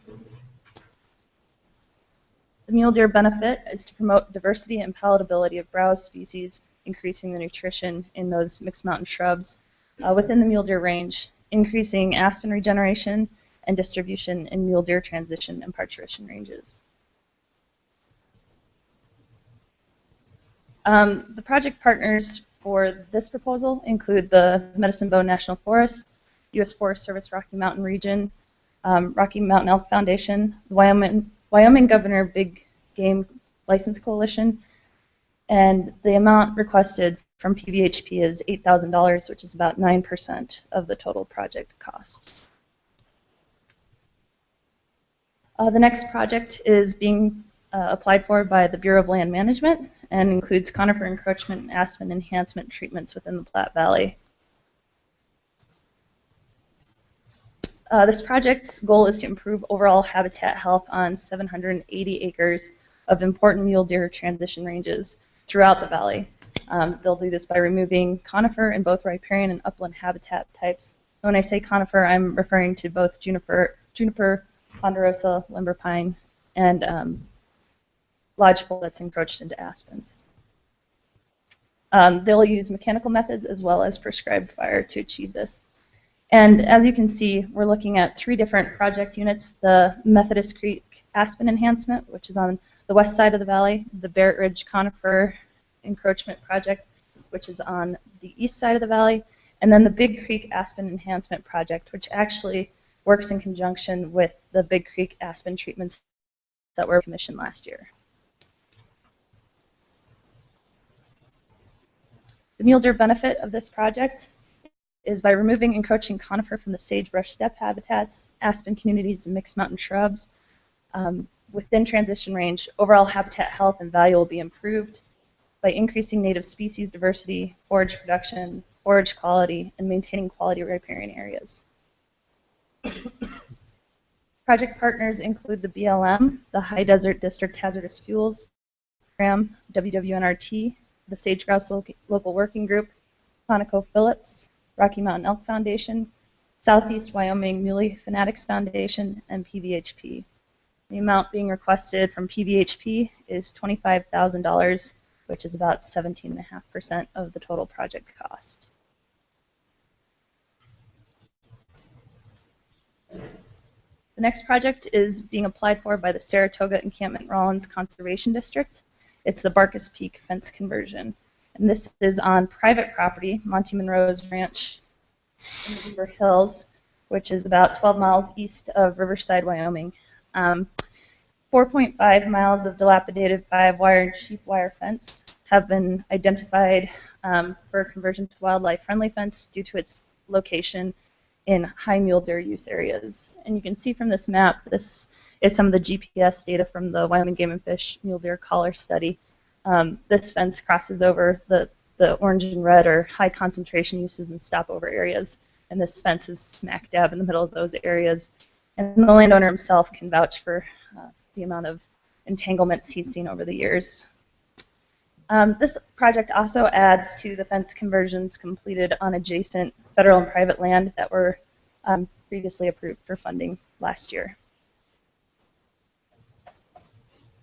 Mule deer benefit, as I said, this is a high use area, and it's part of a larger scale wildlife friendly fence conversions that have been identified in the Platte Valley. This will maintain migration corridors, decrease fence entanglements and mortalities, and decrease energy expenditure during migration periods, and really increase migration route connectivity. Project partners include the Saratoga Encampment Rawlins Conservation District, the Wyoming Game and Fish Department, WWNRT, Southeast Wyoming Muley Fanatic Foundation, Rocky Mountain Elk Foundation, Bow Hunters of Wyoming. The landowner himself is putting forth money and maintenance, and Platte Valley Habitat Partnership. The photos up here are of the Conservation District's Platte Valley Volunteer Day that they put on last year, where we removed several miles of fence that were involved with the PVHP projects, and that is how we will be removing the fence for the Barkus, the old fence for the Barkus Peak project. And it's been a really successful event and engages a lot of partners. The PVHP request for this project is $7,000, which is about $16,000 of the total project cost. Katie, I have a question. Sure. On this Barkus Peak fence, the blue one, I understand the 4-wire fence and that drift fence. That drift fence and the 4-wire fence don't connect up, do they? President Clouda, Commissioners, it does not connect up, and partially that is because, unfortunately you can't see it here, but that is where Barkus Peak is. It's a very rocky peak, and it's geographically you can't get past it. Okay. You probably couldn't put a fence on it either. Okay. So will the drift fence come out? Currently, there is no drift fence there, so we'll put one up. Okay. So you're going to install the drift fence after the rest of this fence is either taken down or modified, is that right? That is correct. That makes sense. Thank you. Okay. The next project is being brought forward by the Wyoming Game and Fish Department, and it is the Spring Creek cheatgrass treatments. The project location is in the Upper Spring Creek and Cow Creek drainages, about 8 to 13 miles northeast of encampment. And this includes, the project includes aerial application of plateau herbicide on 785 acres of private, state, and federal land. Part of this is not only to mitigate the prolific cheatgrass issues in the area, but also to prepare the area for future aspen and upland shrub treatments that have been made on private land, and hopefully will help initiate some projects on the neighboring federal land as well. Mule deer benefits include the increased productivity, diversity, and density of native perennial grasses, forbs, and shrub in mule deer transition range and sage-grouse habitats, decrease the risk of high-intensity fires caused by cheatgrass infestations, and to prepare project area for the larger scale aspen and shrub treatments, and engage federal partners. The project partners for this is the Wyoming Game and Fish Department, Bureau of Land Management, WWNRT, Southeast Wyoming Muley Fanatics Foundation, Rocky Mountain Elk Foundation, and the Platte Valley Habitat Partnership. PVHP has requested $5,000 for this project, which is about $16,000 of the total cost. And here you can see a picture of the landowner on part of the private land. This is some of the aspen treatments we're looking to do after the cheatgrass treatment, and he's actually been quite active in helping with conifer encroachment in his own aspen stands, so we're looking forward to that in the future. And the last project is the Pennock Mountain Wildlife Habitat Management Area habitat improvements, and this is being brought forth by the Wyoming Game and Fish Department. The Pennock Habitat Management Area is 5 miles east of Saratoga, and encompasses about 9,773 acres in the foothills of Pennock Mountain. This project includes cheatgrass control and also some cheatgrass herbicide trials with a granular form of plateau, which is essentially a standard plateau that has been the liquid form of plateau on fine-grained sand. And it's in its infancy, and it still needs some trial work, so there's a lot of regulations by the EPA until there's more trials done. And the benefit of this granular plateau is to decrease drift when applied aerially, decrease damage to the shrub overstory, increase contact with the target species with the cheatgrass. It increases the actual application window and could potentially decrease costs because you can apply it with fixed wing flight rather than a helicopter. And overall, the demonstration value to see how another herbicide to mitigate cheatgrass would work. The second project that this application includes is improvements of the irrigation infrastructure within the Pennock, expanding the irrigated acres from 55 acres to at least 110 acres. There are 2 water rights from the South Fork of Lake Creek that are currently used for irrigation on the Pennock. However, they're not being utilized to their capacity, and so these improvements would increase that utilization and also improve forage, wildlife forage in the area. So with those irrigation improvements, we propose to do meadow legume interseeding on those 110 acres of irrigated meadow. Currently it is all smooth brome and crested wheatgrass, and the forage value is pretty bleak. So we'd like to do a legume interseeding with clover, sainfoin, alfalfa, and small burnet. And lastly, with this project, we're looking at potential road decommissioning. There's about 33 miles of documented roads on the WHMA, and user-created roads are becoming an issue. So about 10 miles of road have been identified as possible deepening and would be reclaimed and interseeded and used as wildlife habitat. Okay, mule deer benefits. Mitigating prolific cheatgrass issues will increase native forage and habitat availability and hopefully decrease seed spread onto the neighboring federal land. As I said before, the granular plateau trials will help determine the efficacy of a new form of herbicide. The irrigation infrastructure improvements will reduce soil erosion and fully utilize water right for the benefit of wildlife. And hopefully the interseeding and road seeding will help to improve big game and sage-grouse habitats, provide consistent nutritive perennial forbs, and reduce motorized disturbance and fragmentation. And this really offers us an opportunity with the department to have some demonstration areas, show some different seeding techniques and different road reclamation techniques as well. Project partners include the Wyoming Game and Fish Department, Bureau of Land Management, WWNRT, Sage Grouse Local Working Group, the Wyoming Landscape Conservation Initiative, Rocky Mountain Elk Foundation, Southeast Wyoming Muley Fanatics Foundation, and Platte Valley Habitat Partnership. PVHP is being requested, or $35,000 is being requested from PVHP, which is about 15% of the total project cost.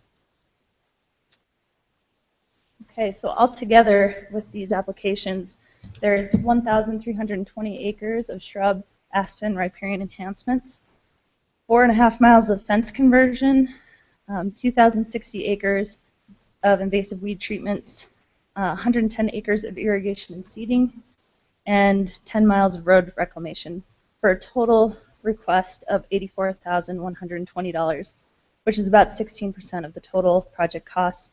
We're looking at about a 6.5 to 1 project match. And with that, I'll take any questions. We were the commission, as I recall, we last talked about could you go back to the last slide? Absolutely. Okay, when we talked about the match, the commission asked for, I cannot remember how much of a match we asked for. Does anybody remember that? It was at 6 to 1. 6 to 1. So we're at that. Yes. Okay. I think that I've noticed that. I was going to mention that. They've been pretty careful to do that, I think. Last year it was like 7 to 1 that you actually achieved. Mm-hmm. Yeah. So good for you. Okay. President Todd, I do have a question. Go ahead. Without your permission? With my permission, absolutely. Okay, thank you. On these cheatgrass, I was looking at that Spring Creek part where there's quite a bit of cheatgrass management. You're knocking back the cheatgrass, and then you're going ahead to prepare aspen and conifer treatments in there. You mentioned that those things are, the cheatgrass is fairly close to those areas. Have you ever done this type of thing that close before? Because the burning, cheatgrass just loves burning. Yes. So President Clouda, Commissioner Price, I agree with your statement completely.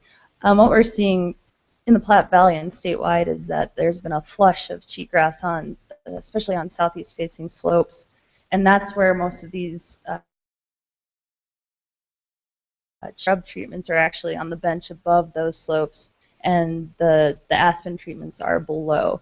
So there is potential, absolutely. There's always potential when there's fire. There's potential for cheatgrass invasion, but we're hoping by preparing the area, by reducing the cheatgrass, that will make it safer to burn. And with monitoring of that cheatgrass, we can decide whether that's something we want to attempt or not. If we're not able to knock back the cheatgrass, we will not do the burn. Okay, so you're very well aware of this and taking precautions. Yes, sir. Okay, thank you. So you lost me there for a second. Charles didn't, because I always understand him.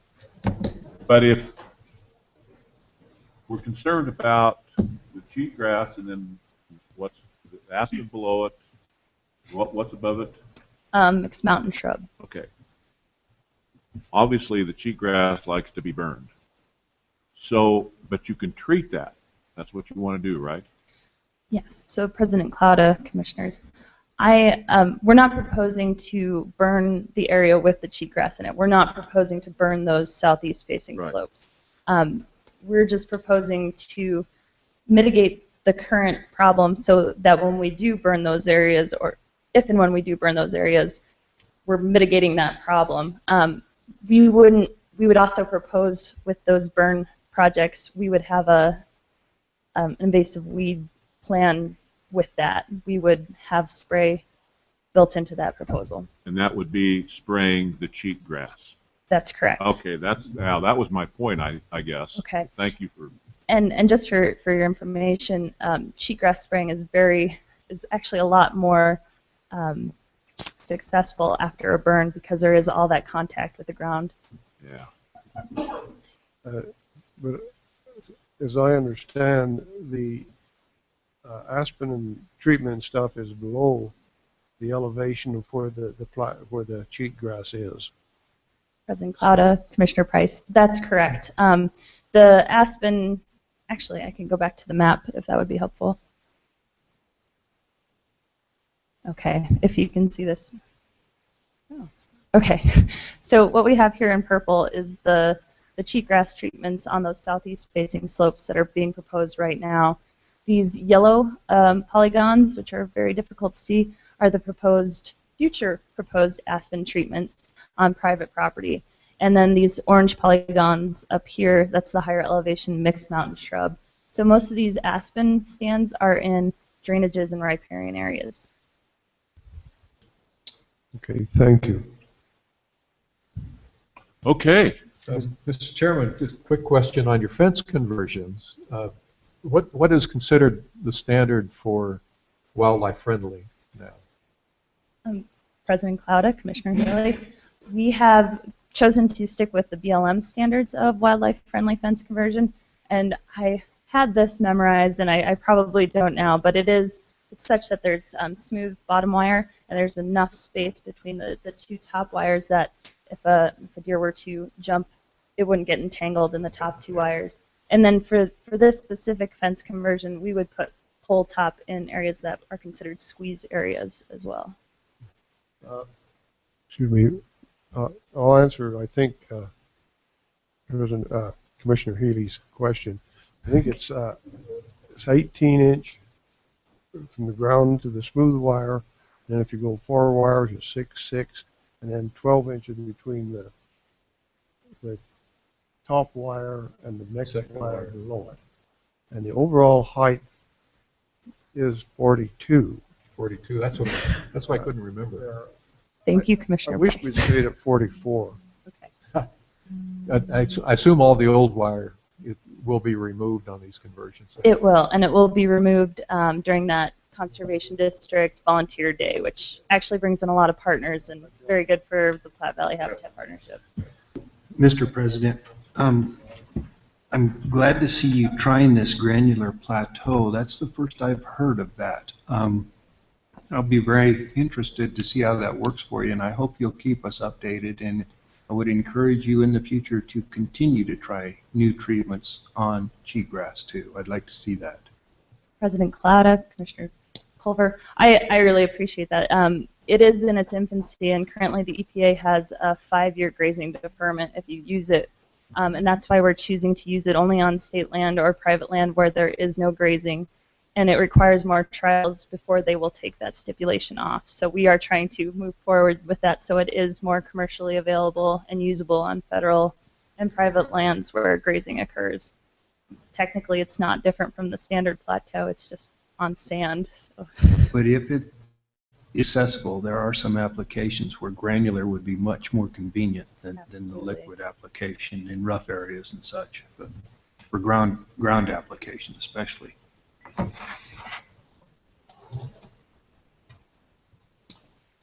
Well, Katie, I guess it comes time now to decide what to do here. So I think what Katie's looking for is a motion to grant their request so that they can move forward with this. And so with that, I would entertain a motion. I'll make the motion that we grant Katie's request and appreciate the work that she's done. Second. Okay, anybody from the audience want to address this? Okay, and we'll call for the question. All those in favor? Aye. Aye. Opposed? Excellent job, Katie. Thank you. Thank you. So next year you won't be quite as nervous? Hopefully not. Okay, I've just been notified that lunch will be here at 11:45. So based on that, we're going to move to item number 14, which is a 15-minute presentation and by Chief Nesvik, and he can turn 15 minutes into 25 minutes pretty easily normally. Yeah. So you're up.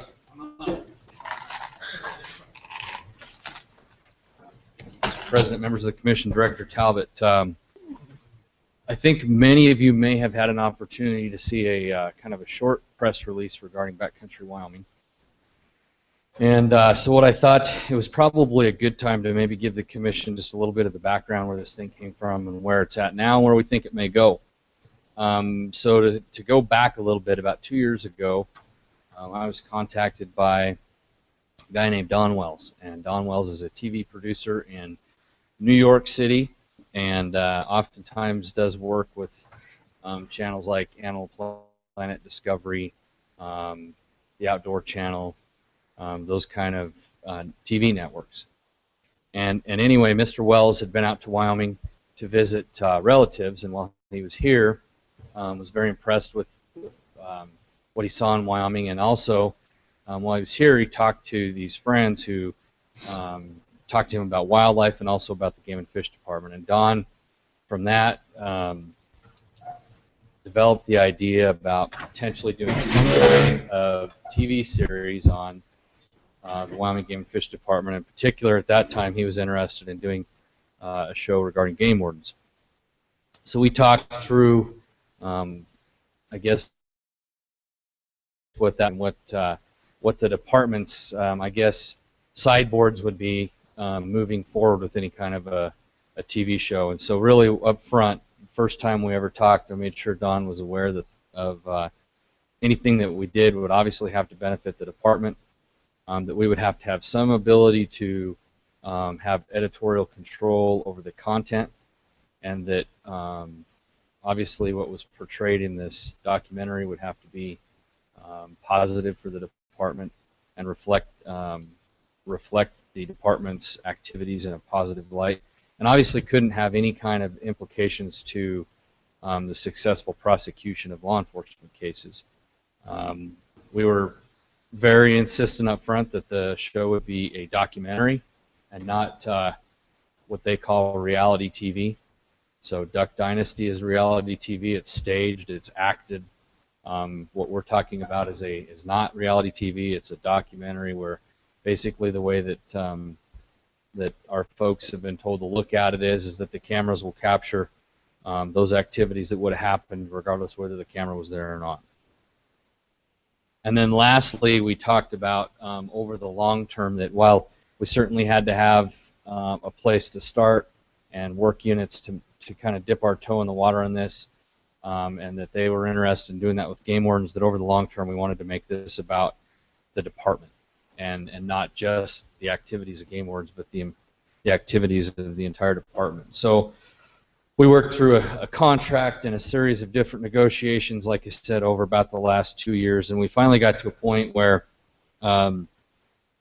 the Quinn Wells, which is the company Don Wells owns, was ready to come out and do what they call a sizzle reel. And what a sizzle reel is where they take and film things that would most likely be on this show. They condense it into about 10 minutes, and they present that to these TV executives. And this 10-minute sizzle reel is what they use to try to sell these executives on the TV show and what their concept and their vision of what the TV show would look like.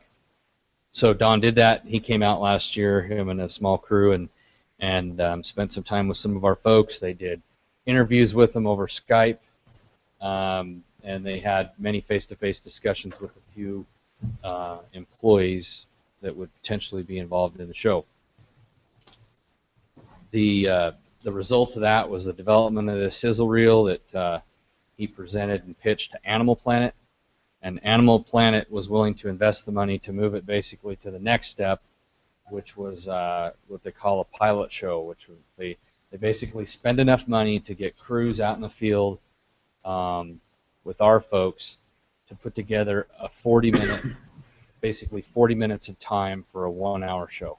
That's typically how much time is actual footage in a 1-hour TV show, is about 40 to 45 minutes. So we made the plans for that. They came out, they brought 2 crews and came over a period of, I think, about 2 or 3 different periods of time, spent time in 5 of our game and fish regions, 5 out of 8 across the state, and are now in the process of putting the footage that they obtained from their time here in September, October, and even a little bit in November into this pilot. The pilot then will get pitched again to the Animal Planet, and Animal Planet will, the next step from there is an actual decision to move forward with a series that would go over a season. I think a total of 12 shows, if I remember correctly. So that's where it's at now. Some of the we don't have anything to show you. I wish we did. They haven't published or put out the sizzle reel to the public, and so we don't own that. We don't have the ability to show it. They're very proprietary about their what they've put together, and they protect it very closely. And so at some point in time, hopefully we're going to have something that we can share with you so you can see what this thing might look like. Our folks, some of the feedback we've received from our folks, there was a lot of apprehension, obviously. Biologists and game wardens didn't really get into this business to be on TV. And so we worked through this with Don Wells and his folks. I think for the most part, our folks were comfortable working with him and just going about their business and letting these guys follow them along. I think one of the things that facilitated that was the fact that this Don Wells he's demonstrated through his actions that he does definitely have his interests as well as our interests, best interests in mind as we put this thing together. So with that, certainly answer any questions that you might have. I think that's probably a fairly concise summary of where we're at with it. Questions for Brian? Okay, thanks, Brian. We have a couple of minutes. We have nobody requesting to address us on any of our agenda items. I would now throw it out to you folks in our audience. If you have anything you'd like to address the commission about, this would be an opportune time to do that. And we would love to hear your comments if anybody has any. Since I have no notes from the director directing me, I think we'll adjourn for lunch. So we're adjourned from lunch. We'll be back here at 1 o'clock for a damage claim appeal.